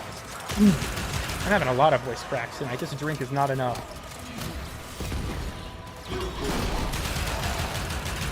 Also, Piranha Prime is broken again. It's like every major update, it doesn't spawn. Look at that. It doesn't spawn the clone. Every major update, they break the fucking gun. Doesn't have infinite body punch through like Fell Arcs. So it doesn't, but it does have 3 meters of innate punch through, which is still quite a bit. More than enough, I would imagine, for most people. The weird thing about the infinite body punch through on Fell Arcs is the game doesn't even mention it anywhere, so far as I'm aware. Despite the fact that it's like a big deal that that's on the weapon. Damn, this mission's taking fucking ages. Man, dying to an Eximus on the Zeraman is just like Angel's launch week. I remember, so some of you guys might have been there for this. I streamed Angels of the Zeraman on launch day. And there were people, literally like right after that stream ended. Keep in mind, this was the day it launched. I did the quest. I think I got to like I did my daily standing cap stuff for the Syndicate. And I was like, all right, I'm going to bed. I had been up for a while at that point. And there were people leaving comments on my stream an hour or so after it ended, just saying, man, this update was disappointing as fuck. And I'm like, dude, it launched like 3 hours ago. Like, fuck? I peeked the shit out of my mic there. Sorry about that. But, like, what are you talking about? This update literally just came out. At the time, I think it was, like, only one of the Incarnate weapons was accessible. It's like, what the fuck are you talking about? With a funny man like a Sobek Ribbon, I actually already have one. I don't like I don't like any of the other bounties, so I'm just not doing them. Can we get Iceberg Part 2? I don't honestly think I'll do another Iceberg. Maybe I will one day, but I don't know. It's not in the cards currently. I will be an AOTZ defender until the day I die. I'm kind of in the same boat. Yeah, it was buggy as shit, which people got really mad about that as if that hasn't been the case for a long time. Like, people don't seem to remember that launch Plains of Eidolon was also a complete broken piece of shit. But I'm not defending it, right? Updates should launch in better condition, but it's not abnormal. I don't know if people were acting like they were, like, personally betrayed by it. It's like, this is not new. But yeah, I think I'll do the PoE bounties and then I'll probably call it there, because this has been going on for longer than I expected. But I really like the actual content of Angels, and I think Echoes did a pretty good job with, like, filling it out more. PoE was damn near unplayable at launch. Yeah, no one seems to remember that. People are talking about how AOTZ is, like, the worst, most broken update of all time. I'm like, dude, I was falling through the floor on the plains, every other bounty, and I still hold that update up in regard as my favorite Warframe update ever. AOTZ was unplayably buggy when it launched, and I still loved every fucking second of it. The Plains is still my favorite open world, pretty handily. I mean, post-New Warplanes, I don't like the look of. It's pretty fucking orange, but wasn't Railjack the worst? Railjack launched in bad shape, but even just with all the bugs, I also think that the actual mechanics of Railjack launched in a bad state. We must create chaos. Bounties were busted, yeah. There was also the incursion system, which, fun fact, the old incursion dialogue, because for those who don't know, for those who didn't play back when Plains launched, if you were just vibing on the plains, randomly a bounty objective would start. It was called an incursion, and you could optionally do it. This has been removed for a while. I think Shrine of the Eidolon pulled them out. But the incursion dialogue is actually still in the game if you get a free roam sortie, which I think is interesting. You've reached the location. Clear out any nearby hostiles. I think it was done the best except the bugs. Yeah, on launch it was unplayably broken, but I still fucking loved it. I still had a great time with the planes. I remember staying up really late on, like, school nights, just exploring. It was so new. I did something similar with the Valis, but by the time we hit the Cambion Drift, as much as I honestly do like the Cambion Drift, just the charm wasn't really there for me anymore. But the planes really knocked it out of the park.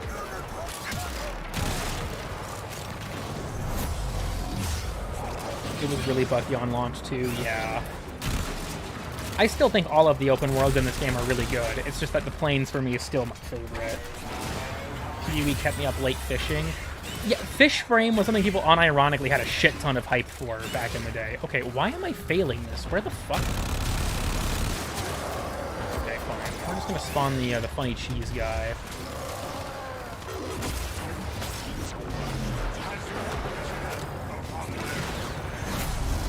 Characters and environment are the best. Yeah, Nitro, a friend of mine, also really loves the Valis, but I know that he's, like, been... This is something that I didn't really consider the impact of, because I don't really like the post-New War open worlds, but Nitro was really into, like, the Fortuna 69 community, and the New War, like, split that community hard. And he just straight up doesn't really play the game anymore, because he found a lot of, like, fun in that community. And the change to it, like, obviously Fortuna post-New War looks a lot worse than it used to. But even beyond that, it just kind of, like, murdered, a community he had a lot of fun in. And it's like, damn. Space Ninja fishing. You know, just having a fishing minigame in your game makes it better. That's just kind of the law. So I can farm Eidolons easier. I still do find it kind of weird that the days are 100 minutes long. I wish that it was just a 50-50 split, frankly.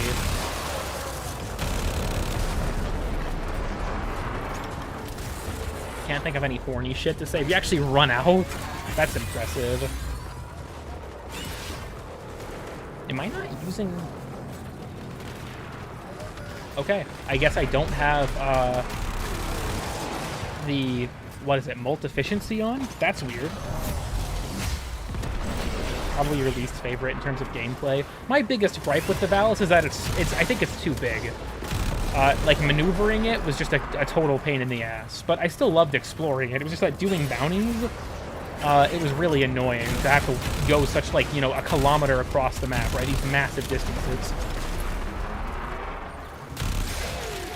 Just like to point out I'm using Exceltra with very little ammo issues because I'm using Carrier. Take notes, ladies and gentlemen. We've captured the camp. The commander has retreated to a new position. It's unfortunate that I have to check chat when people start, you know, horny posting again. Maybe I shouldn't do that. The commander has requested a supply drop to quell unrest among his troops. Match PoEs. Yeah, I don't know why. The day-night cycle on normal Earth is 4 hours, day and night, and it honestly makes the Silver Grove so annoying to complete. If you didn't already scan some plants just out of curiosity, or like we're using Botanist on Oxalis or something, you don't have any like ready, yeah, it's a total fucking bitch. Good. Now insert that data. Exceltra wasn't nerfed as hard, you still recover an entire mag. Yeah, that's true. It's just that when you're playing Gauss and you have the fire rate buff, you can still dump a mag very, very fast. Yeah, I still think that the biggest losers of the AoE thing were like Brahma and Czar, and I think Lens got hit pretty hard too, which is weird.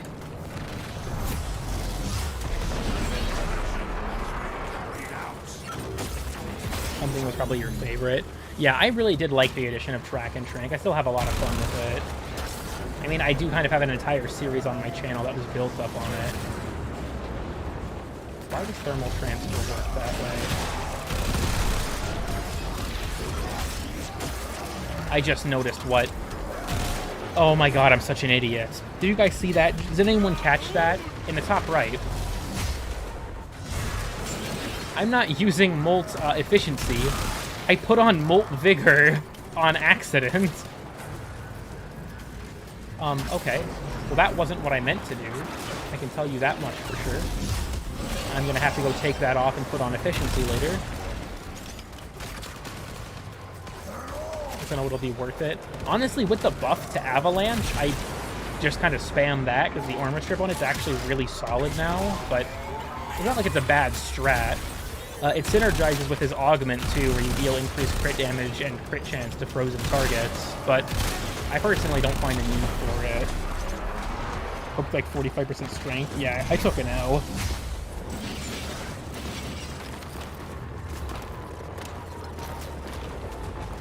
Those spots, it's rough. That was what I was thinking when I heard about the like ammo changes. It's like in high density content, I don't think this is going to affect it that much, but in lower enemy density content, I can definitely see this becoming like claustrophobic. Did I do it right, guys? I mean, that's basically the template, isn't it?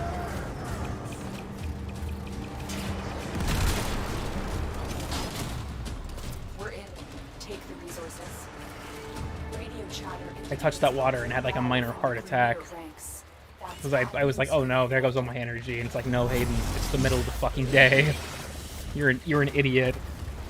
I've located the commander. He's moving on foot. I know that I can travel faster with my Arcwing, but just running around as Gauss is really fun to me. So I'm just going to do this instead.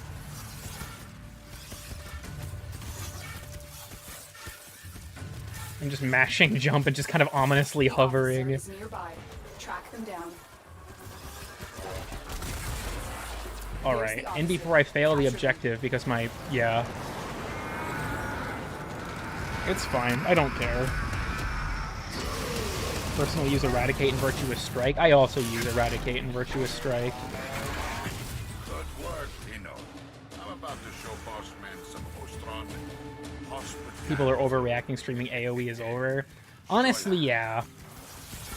Same with the changes to Wukong. I never really played him to abuse his clone, but especially with the buffs to Iron Staff, he's still a really strong frame. It's just that, like, people do this with video games in general, I feel like, where if they hear something gets nerfed, instead of, like, trying to measure how severely the nerf affected a given character, they just freak the fuck out about how the nerf ruined it and just move on immediately without actually playing with it. I'm going back to see this real quick to put on the correct, Arcane, because I physically hurt myself when I saw the Molt Vigor icon. I was like, oh my god, I'm a fucking idiot. I just typed in Molt and clicked on the first one, I assume. We're getting there are 4. Can Gauss walk above water? Yeah, during his 1, he can run on water. I didn't think that was that obscure, but every time I play this character, people in the chat ask about it. I don't want to put it in weird and obscure stuff. People are going to roast the shit out of me in the comments that it's not obscure, but... Enough people ask. Alright, don't look at my Gauss build. Close your eyes, everyone. I have to put on the correct... Yeah, Molt efficiency. That's what I wanted. Okay.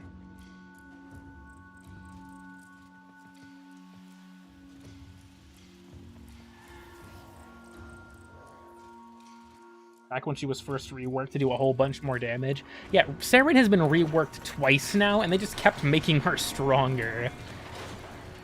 I'm out, have fun. Yeah, farewell. Thanks for stopping by. Isn't it in Gauss's trailer? Yes, it actually is. And strangely enough, Gauss's Warframe profile, I believe, is the most viewed video on the Warframe channel.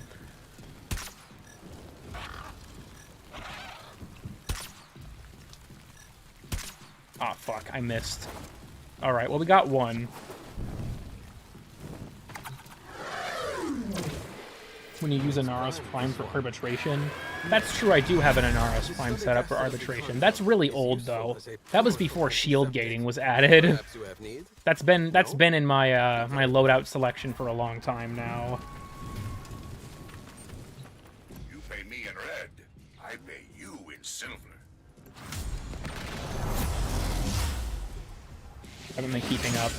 I would say Warframe is in a good spot, but a lot of people would disagree because they're seething that AoE got changed. All that really happened to AoE was that ammo got changed, and so AoE doesn't have as much ammo in reserve anymore. Firestorm got toned down a little bit as well.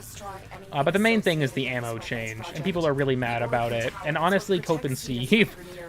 We can't give them the opportunity to attack it. Gauss wasn't a bad farm. I got really lucky farming Gauss both times, actually, both originally and for the Hellman. Yeah, I don't care. The objective. Give perfect captures like Avara sleep. I actually don't know for sure. My hunch would be yes, but I haven't really tested it. Thank you, Tenno. This science officer will have much to tell us. Burma Slicer has been touched. If you had a max primed Firestorm, Prime Firestorm went from 66% to 44%, same with Fulmination. But otherwise, if you're using the recharge battery or something like that, not that much really happened. I know there were some other tweaks they made to it, but that was the main one, was the ammo thing. Now AoE weapons, or non-AoE I like, are more viable. Yeah, because they also... This was a huge change no one seems to talk about. They also buffed the headshot multiplier to be from a base of 2 times to a base of 3 times. Oh yeah, AoE weapons also can't... The explosion can't get headshot multipliers anymore, but the projectile still can. But yeah, that was a big change to single-target weapons.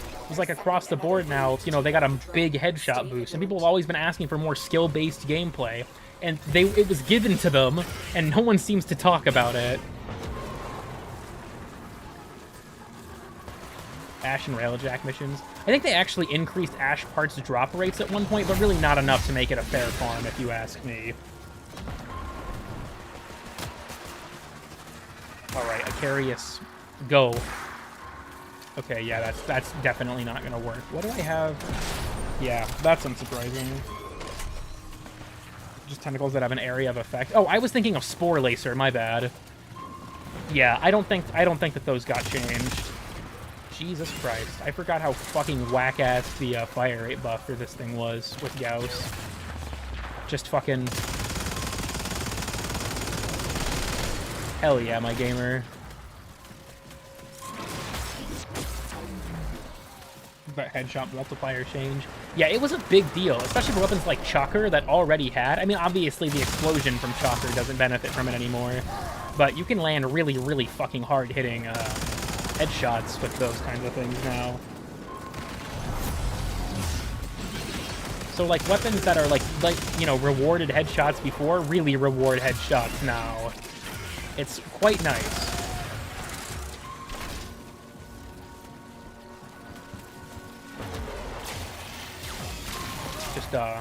step out of the way of that real quick there.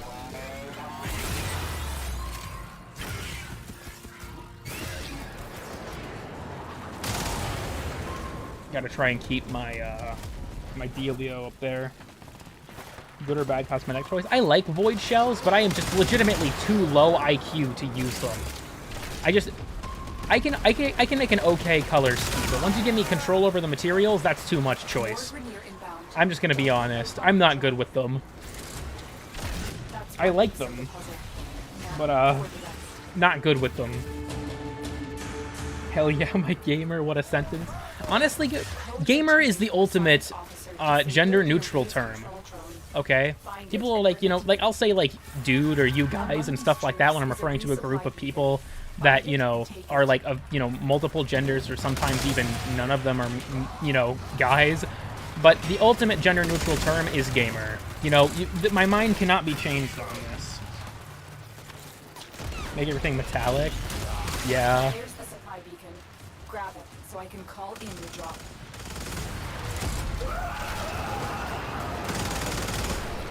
Surprised I actually hit that with the Grattler Dam. Destroy them. Take that supply beacon and AoE meta, AoE meta. Gamer. Become a Power Ranger? Yeah, the Excalibur Void Shell is just the Power Ranger skin, I feel like. Like, I thought that the Void Shells for the Operator and the Drifter were pretty, like, Power Ranger-y, but holy shit, the Excalibur one is just straight-up Power Rangers. It's fantastic. I was very much like a Power Rangers kid for a long time, you know, growing up, and it's like, damn, I gotta get that fit. Have some nostalgia. AoE is dead, by the way, my gamers. Yeah, clearly. Are you even watching my gameplay? Are you watching the stream? Clearly, AoE sucks ass now, and you shouldn't use it. Gamer sounds extremely ironic, though. That's the thing, is that's how it started. And then I just kind of couldn't stop saying it. It's like I would jokingly use the term pog, or like bruh, and now I actually just say that shit, and it's like, uh-oh. You could use bright white on carbon to make it look like diamond camo. Yeah, I do remember there was a lot of the textures were bugged. Like, I think it was titanium sheen was one of them. If you put black on it, the texture disappeared, and it just became like Vanta black, completely, like, if someone previewed you, you would blend in with the background, you were so dark. I give you coordinates. You go in. Cool Kid is gamer pilled. Y'all can't use the R in gamer. Yeah, my gamer. It's okay. As a gamer myself, I can use the hard R. Jesus Christ, that's gonna get clipped and taken out of context so hard. I should not have said that. I'm just gonna have to take that L. I'm gonna be honest with you all. I'm just gonna have to take that one. I fucking love the Gauss ability sound effects. I completely agree. They're all great. Oh, I should have used my operator for that. Do the thing. Just stop speaking. Gamers are the most oppressed group in society. Listen, I may have, you know, in context, that was normal. You know, or that made sense. Out of context, me saying I'm a gamer so I could use the hard R is really not gonna sound very good. It's fine, though. You know, I think I have more incriminating fucking clips of me at this rate. Never have an issue again. Remember the collab email werewolf frame? Yeah, I think that's actually supposed to be the next frame. Because typically the release order for frames is female, male, you know, alternating. I think they broke that with Wisp, Pilgrim, Gauss, and Grendel. But typically that's how it goes. So I would imagine that werewolf frame is probably next. CF2 clip is much worse. I'm not really sure what you're referring to. Kinda tame for these streams. I guess that, you know, that depends, but yeah, I think that's probably not an entirely outlandish statement. Common Cool Kid L. Yeah, I would imagine Werewolf Frame is probably next. I don't know if she'll release with Duviri or not. Because I am kind of worried that we're only going to get 2 frames this year, which would be the first time in a long time. Maybe ever, actually, that we only got 2 frames in a single year. Then again, it's also looking like we're only going to get 3 Prime accesses this year because they delayed Korra Prime by a fucking, like, month and a half to release her at TennoCon.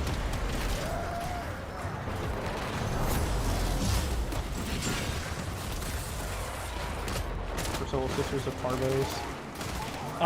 So if you have Banshee, Banshee's 2 with the damage buff from that basically bypasses the damage attenuation on the Sisters.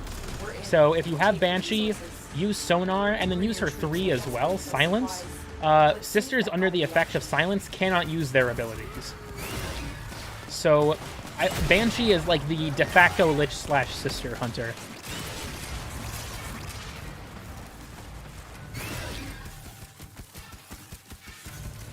Oh, it's in the cave base, isn't it? I think so.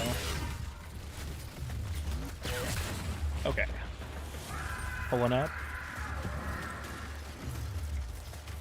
What? Did you guys hear that? That was a Kavat. Those only spawn at night. Hello?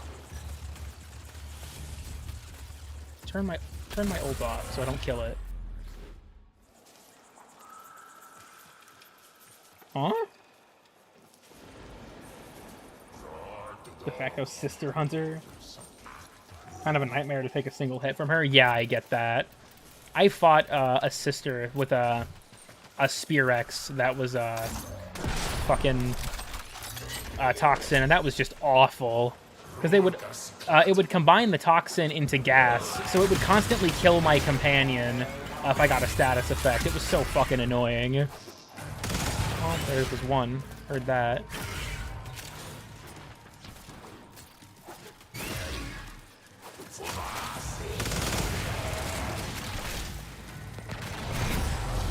Toxic yeah, I agree. Toxin Archiplasmor Sister is the fucking worst. Toxin Envoy, though, is pretty fucking bad as well. Yeah, really the best you can do. I guess if you have Vazarin, you could potentially use Vazarin's Protective Shell to try and, like, be able to at least tank a hit from her and have that, like, crack.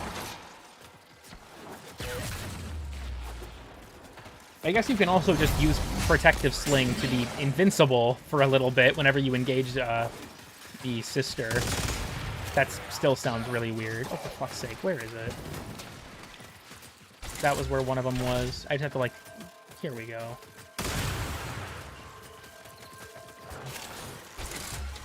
Use live chat? I do have live chat selected. Open my in-game chat by mistake and just started typing nonsense. Now it's time Toxin Brahma Lich used in Naros immediately. Yeah, it's rough when you have a Toxin fucking Lich. Either do college or watch streams. Well, there is a more responsible option there. And my streams kind of suck. But, you know, I'll leave it up to you. I would imagine college probably sucks more. Oh, what the fuck was that voice line? It was an Exodus. Still not sure where the fuck that Kavat noise came from, though. I'm a little shook. Hi, guys.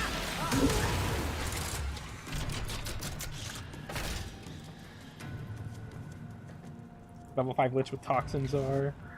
Make sure to use protection when engaging your sister. Yeah, when it comes to stuff like that, basically I feel like it's like, do you have weapons that can normally DPS them? If so, you know, take a tank to survive it, or if you think that you can find ways to, like, burst them down before they can kill you, taking, like, Banshee to burst them like that is really helpful. You can also strip their defenses with, like, Psychic Bolts or Styanax or something like that. That works, too. It's not as effective as Sonar, mind you. It's just a way to boost your damage.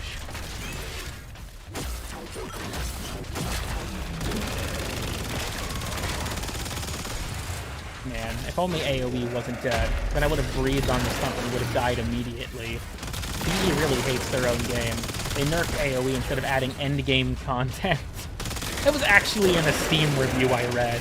It was like, well, they nerfed AoE instead of adding endgame. And I'm like, bro, if you can define endgame for me. Like, I swear to God, for the people that bitch about how this game has no endgame, 95% of them could not tell you what an endgame even is. Or define what they would want out of an endgame. It's like, if you want to make this criticism, at least fucking know what you're talking about, you absolute troglodyte.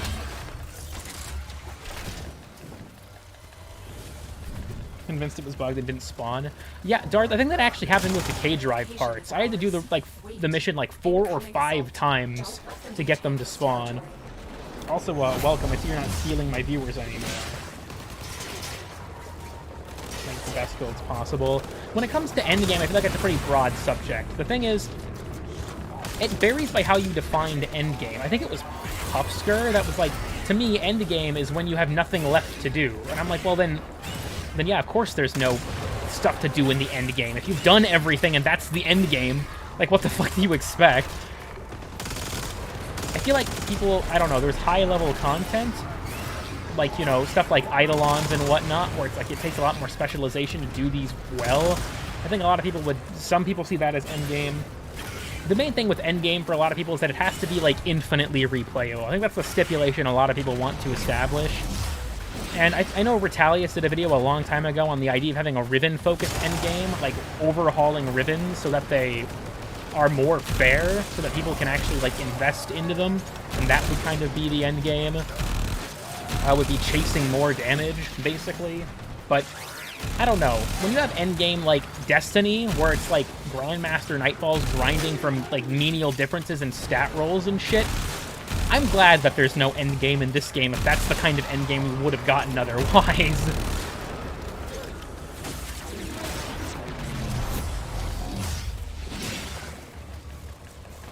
Go farming shards, you endgamers. Well, a lot of the stuff with the ribbon system, people have suggested with, like, being able to lock stats and, you know, being able to manipulate what weapon you unveil the ribbon for, you know, stuff like that. Where, like, I think ribbons are the most egregious loot box type mechanic in this game. And I really want them to get changed to be more fair, to be less random and more of an investment. The thing is, ribbons routinely sell for so much, I don't know if they're ever going to make that change. For 100 salvage, I would do it. Yeah, I was talking about this earlier, Darth. I really want Shipper to sell an item, or like have the ability to exchange stock to upgrade an Archon shard. Because I really don't like the Tau Forge being completely random. I don't know how you feel about it, but I really don't like the idea that you have a 20% chance once a week to get an objectively better version of an item. It became worse. I felt like the way people were farming it was kind of degenerate with, like, spamming the first stage.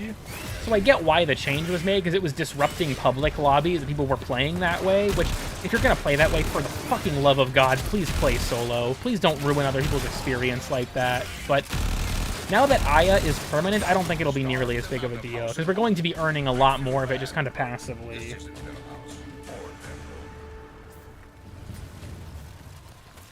Ribbon prices are drastically higher. Yeah. Oh, speaking of Aya. But yeah, there's a kind of a theory that once the crossplay merge happens, we're going to be seeing a lot less inflation in markets like the Switch. Well, Switch has a lot of stuff that's dirt cheap compared to PC, but for like old primes and stuff that were really, really expensive, caused a lot of lag to the servers, apparently. I don't know. I wish ribbons weren't as RNG. I would like the ability to lock stats, manipulate what weapon that you unlock it for, and I would also like a way to invest in the stat. Because for those who don't know, there's actually a variance. Like, if I had an Attica ribbon that was crit damage and crit chance, and another Attica ribbon that was crit damage and crit chance, one can actually be slightly better or worse than the other. So I would like the ability to invest in stats to be able to maximize them. Heavy hitter like you needs a little snack, yeah? Console can use platinum. I'm curious what they're going to do about that. Quills tell me there's a Grenier spot. I think they had talked about it on Prime Time at one point, maybe, but I don't fucking remember if they did, what they said. There's the captive. Take out the guards. But warning, the prisoner has been strapped with a bomb collar. Detection will start the countdown to detonation. You've been detected. Hurry up and free the prisoner before that collar explodes. The guards are down. Defuse the collar now. You freed the prisoner. Now escort them to safety. Swap over again if they kept it the same. Yeah, that's what I'm wondering. It's same with like platinum discounts, where like on console they get a discount on an item they buy from the market, while on PC it's discount on a platinum purchase. Use slivers for straight upgrade to a ribbon. I would be fine if it was like slivers or Kuva or something, or like using slivers as a resource to lock stats or what have you. I would just like a way for ribbons to not be complete bullshit randomness.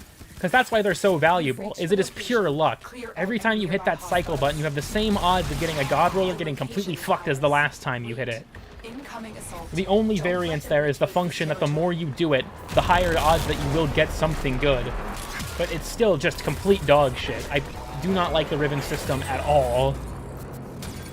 You know, if you can't tell by the fact that I'm pretty sure I'm making my mic peak again.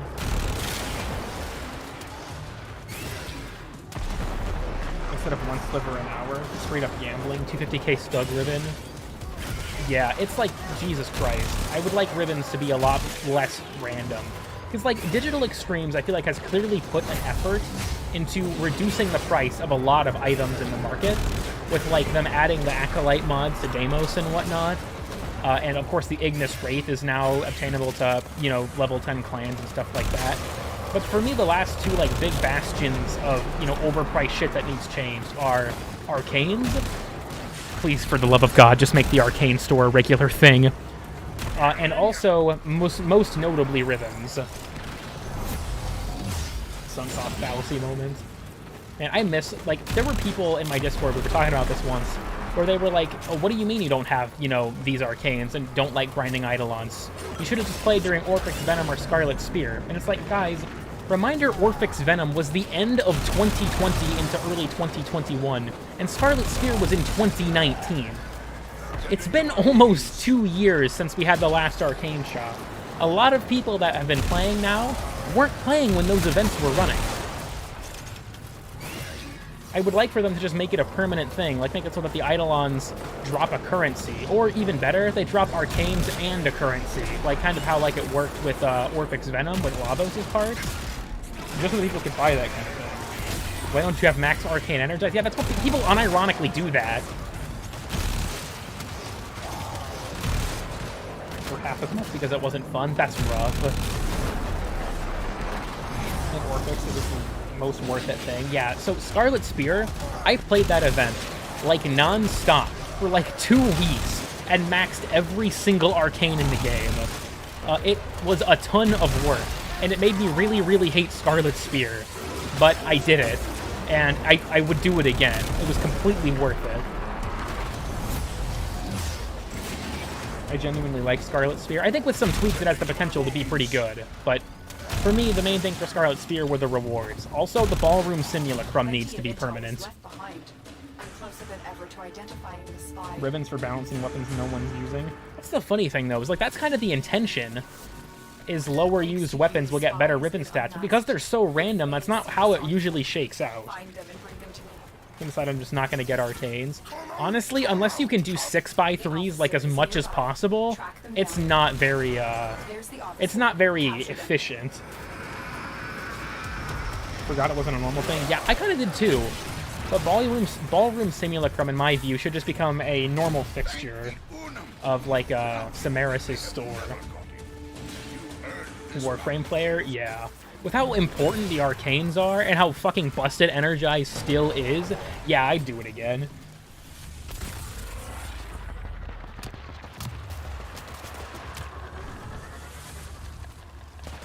Just wish the night was longer.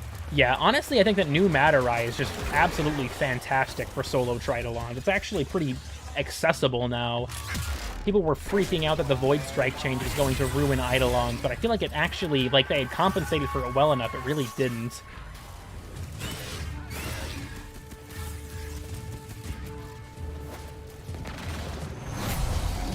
They pick and choose sometimes. I mean, I guess that's true. It isn't based purely on usage.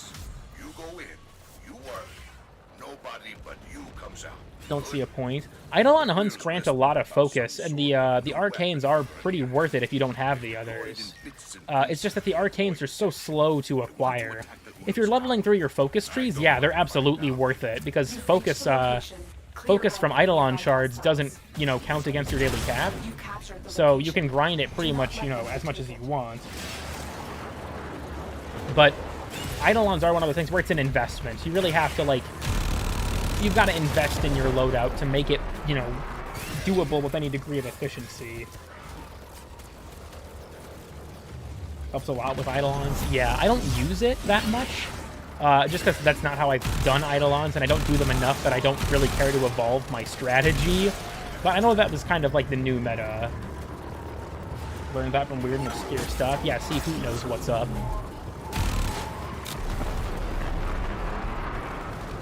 I honestly have thought about doing one day a live weird and obscure stuff reaction where the gag is the entire weird and obscure stuff playlist plays in the bottom right corner.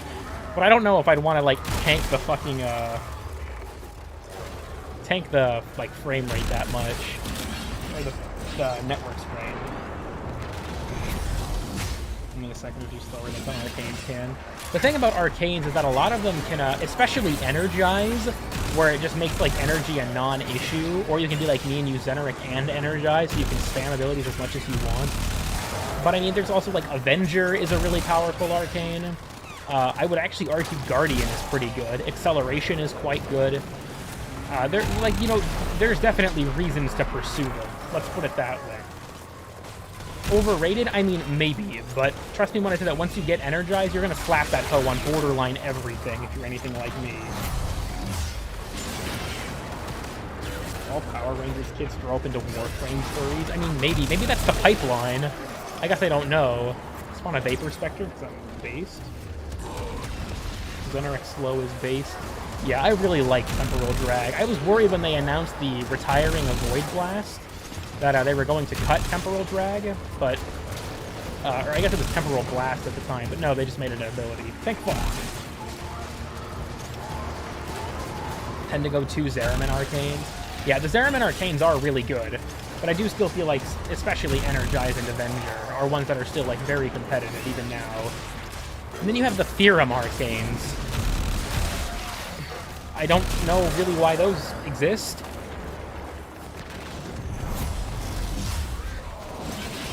Frost users ride from the cave to hide, and I'm losing my ability to read. I've been streaming for way too long. I actually quite like Frost, especially with the buff to his armor strip. I think he's not fantastic, but I do think he's underappreciated. The array has just arrived on the plains. Bring him to me.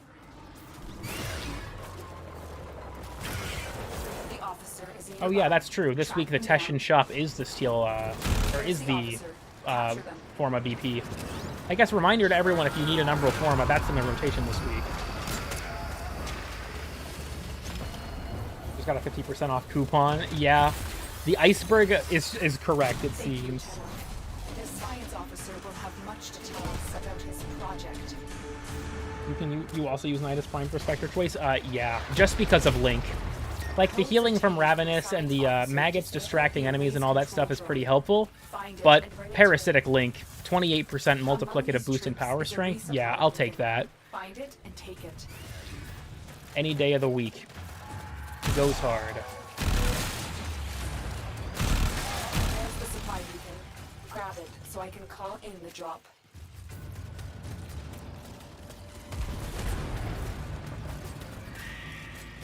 Here comes the supply Does not pod. cross enemies Destroy around. the supplies before Sorry, I'm trying to, like, read chat at the moment, getting a bit distracted. But yeah, Frost, because I think Gara has stronger defensive capabilities, but because her ring scales with, like, I think it's the health and, like, armor and shields of enemies inside of it on cast. But Frost has the benefit of being able to just spam his bubble to push enemies out of it. And beyond that, he has the crit augment that is honestly hella good, on top of his armor stripping.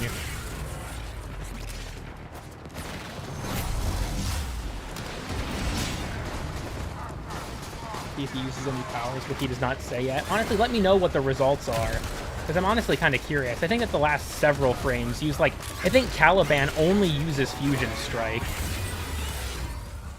I know when Sevagoth launched, he used no abilities on his Spectre for a while, too. So I'm curious to see what the results of that are. Make both of their schools competitive. Honestly, I quite like the focus rework overall. I will say, though, Naramon still kind of blows in comparison to the other schools. Like, Power Spike is still disproportionately Naramon's best thing, and I really wish that they would have buffed it more post-release. Weakest Flame and Weakest Spectre. He really still doesn't use abilities? Damn. Blow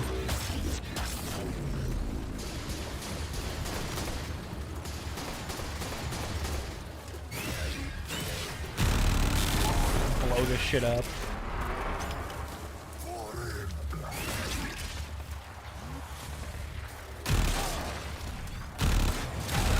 Nox.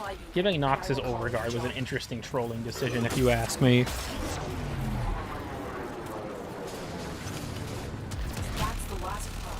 Destroy the supplies. Hi-ho, Tenno. You put that weapon on ice. Okay, I'm not doing any more of the Nightweb challenges. I was planning on this for going for like 2 hours at most. It's been 3. Naramon before Rework, now I'm a Zenerek pleb. I feel like a lot of Naramon stuff is just kind of like not that helpful. Like, I believe that the crit bonus from like Executioner's Dash or whatever is additive, not like flat. I mean like additive with crit chance mods, which is garbage. Not worth using at all. And the damage... Oh, I bumped E. That's an L. The damage from his, like, the levitate, lethal levitation is alright, but just not that impactful. Is Caliban passive with adaptation mod fixed? I guess I don't know what you're referring to. I know that, like, adaptation trumps his passive. I'm not sure if they've made it, changed it so that they combine or anything.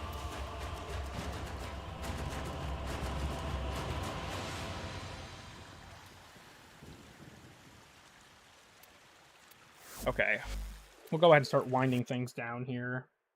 Obtained from other sources and ways bonuses from other schools just can't. I feel like my biggest gripe with Naramon is that it still feels like it's suffocatingly reliant on Power Spike. Another thing that I feel like is a little sad is Zenerek's old Inner Might was that it was 60% heavy attack efficiency.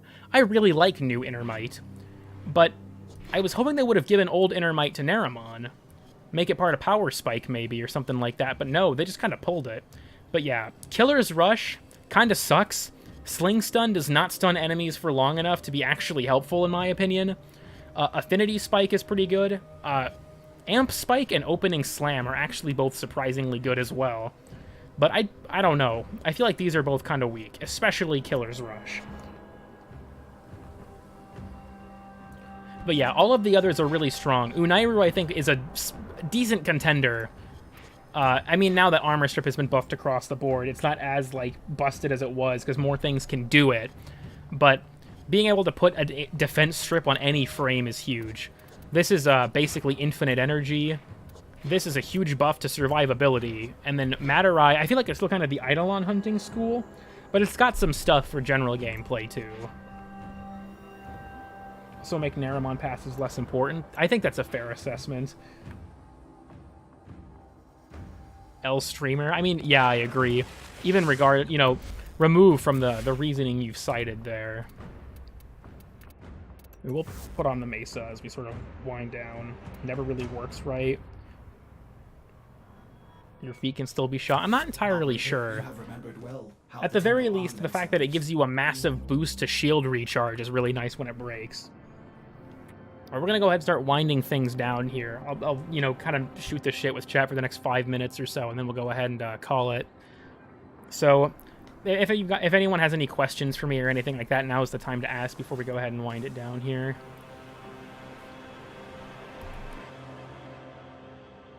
Since the female Freeman had to come back, oh, for fuck's sake.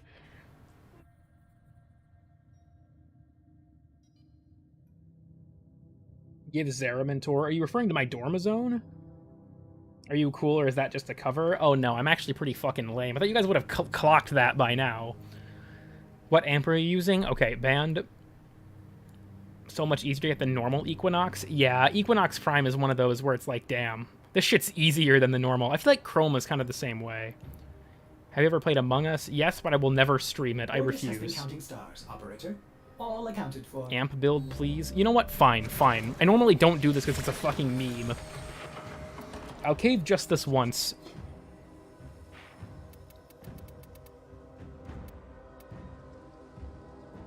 You can see the parts. Dormitory need inspection. It's really not that impressive. I guess I can go show it. Hottest character in Shrek?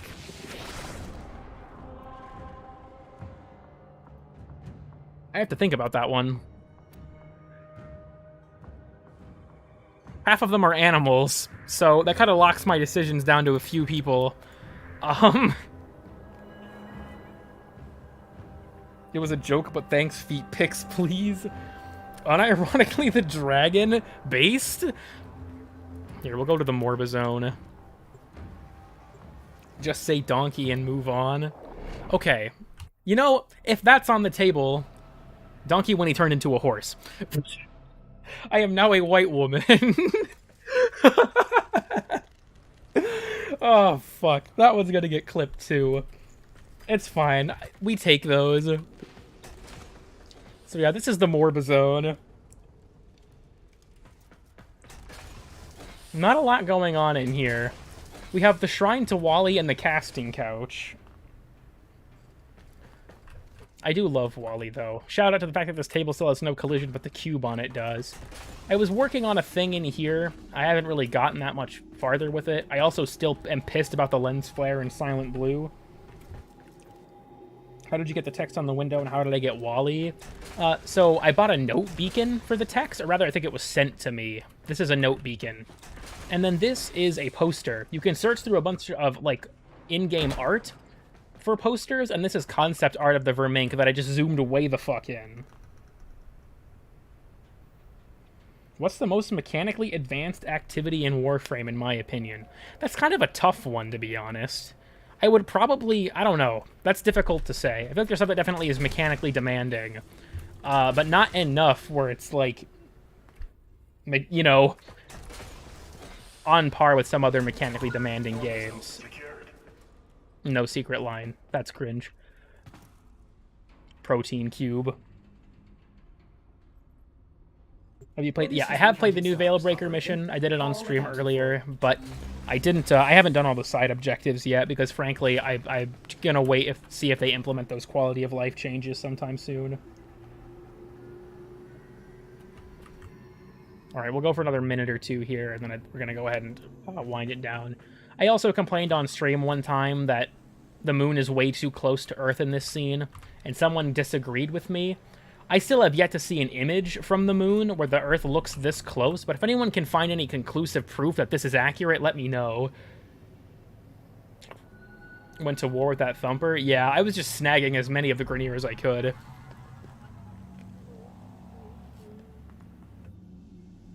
Pretty close right now. Are you still on your way? You're still approaching?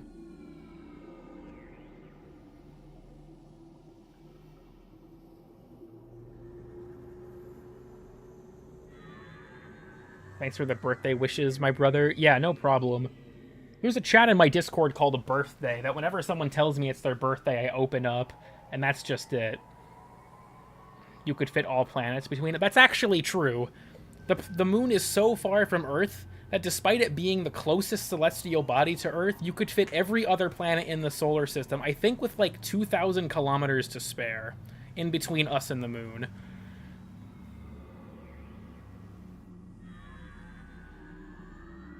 Yeah, I like the call content so far, but for me the main attraction was a lot of the quality of life changes. What do you think of the new Archon mods?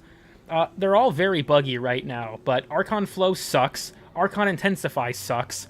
Continuity, Vitality, and Stretch are all decent. Real life lore. NASA, where you at? Listen, I've talked about on stream before, it was in the Kahoot stream, that astronomy is my favorite, like, field of science. I'm by no means an expert, but I do have quite a few bits of trivia off the top of my head. What if I just stream Space Engine one day? That'd be kind of cool. Super fun shotgun. Exergus goes pretty hard, I agree. I quite like Exergus.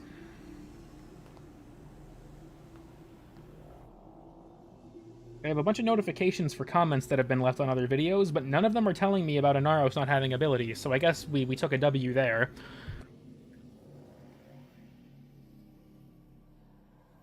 Maybe they use telelens? I don't know. I think this is just a classic example of video games scaling things weird.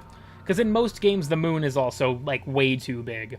Like, I get that there's a lot of things, especially, you know, view from the moon to Earth, I don't know as much. View from Earth to the moon, yeah, there's a lot of weird shit that affects how big the moon looks. But a lot of games, it's just really, really fucking big. Glad to catch my first stream of yours. Yeah, thanks. I typically stream at 5:30 on Sundays, so, you know, if your schedule accounts for it, you can come watch me be a fucking idiot for a few hours every week. best reference point for an astronomy class. It's kind of fun to see some, like, you know, stuff that's... You're just like, oh, hey, as an astronomy nerd, I actually know about that.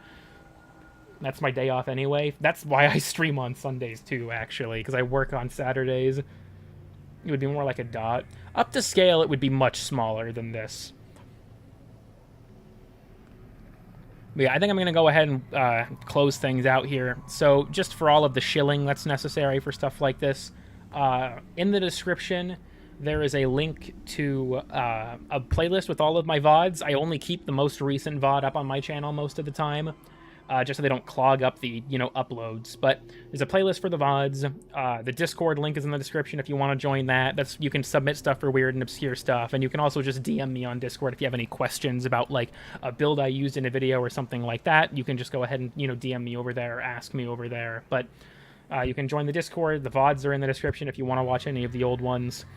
I don't know, there's a donation link down there, but no one really cares. And then... yeah, like I said, I stream every Sunday, 5:30 p.m. CST, and the next video will be sometime between now and next year. I will not turn her around, Icy. Please go to Pornhub and just, like, fucking, you know, have some post-nut clarity, for Christ's sake. Anyways, I'm going to go ahead and go. Thank you all for showing up, and I'll see you next time.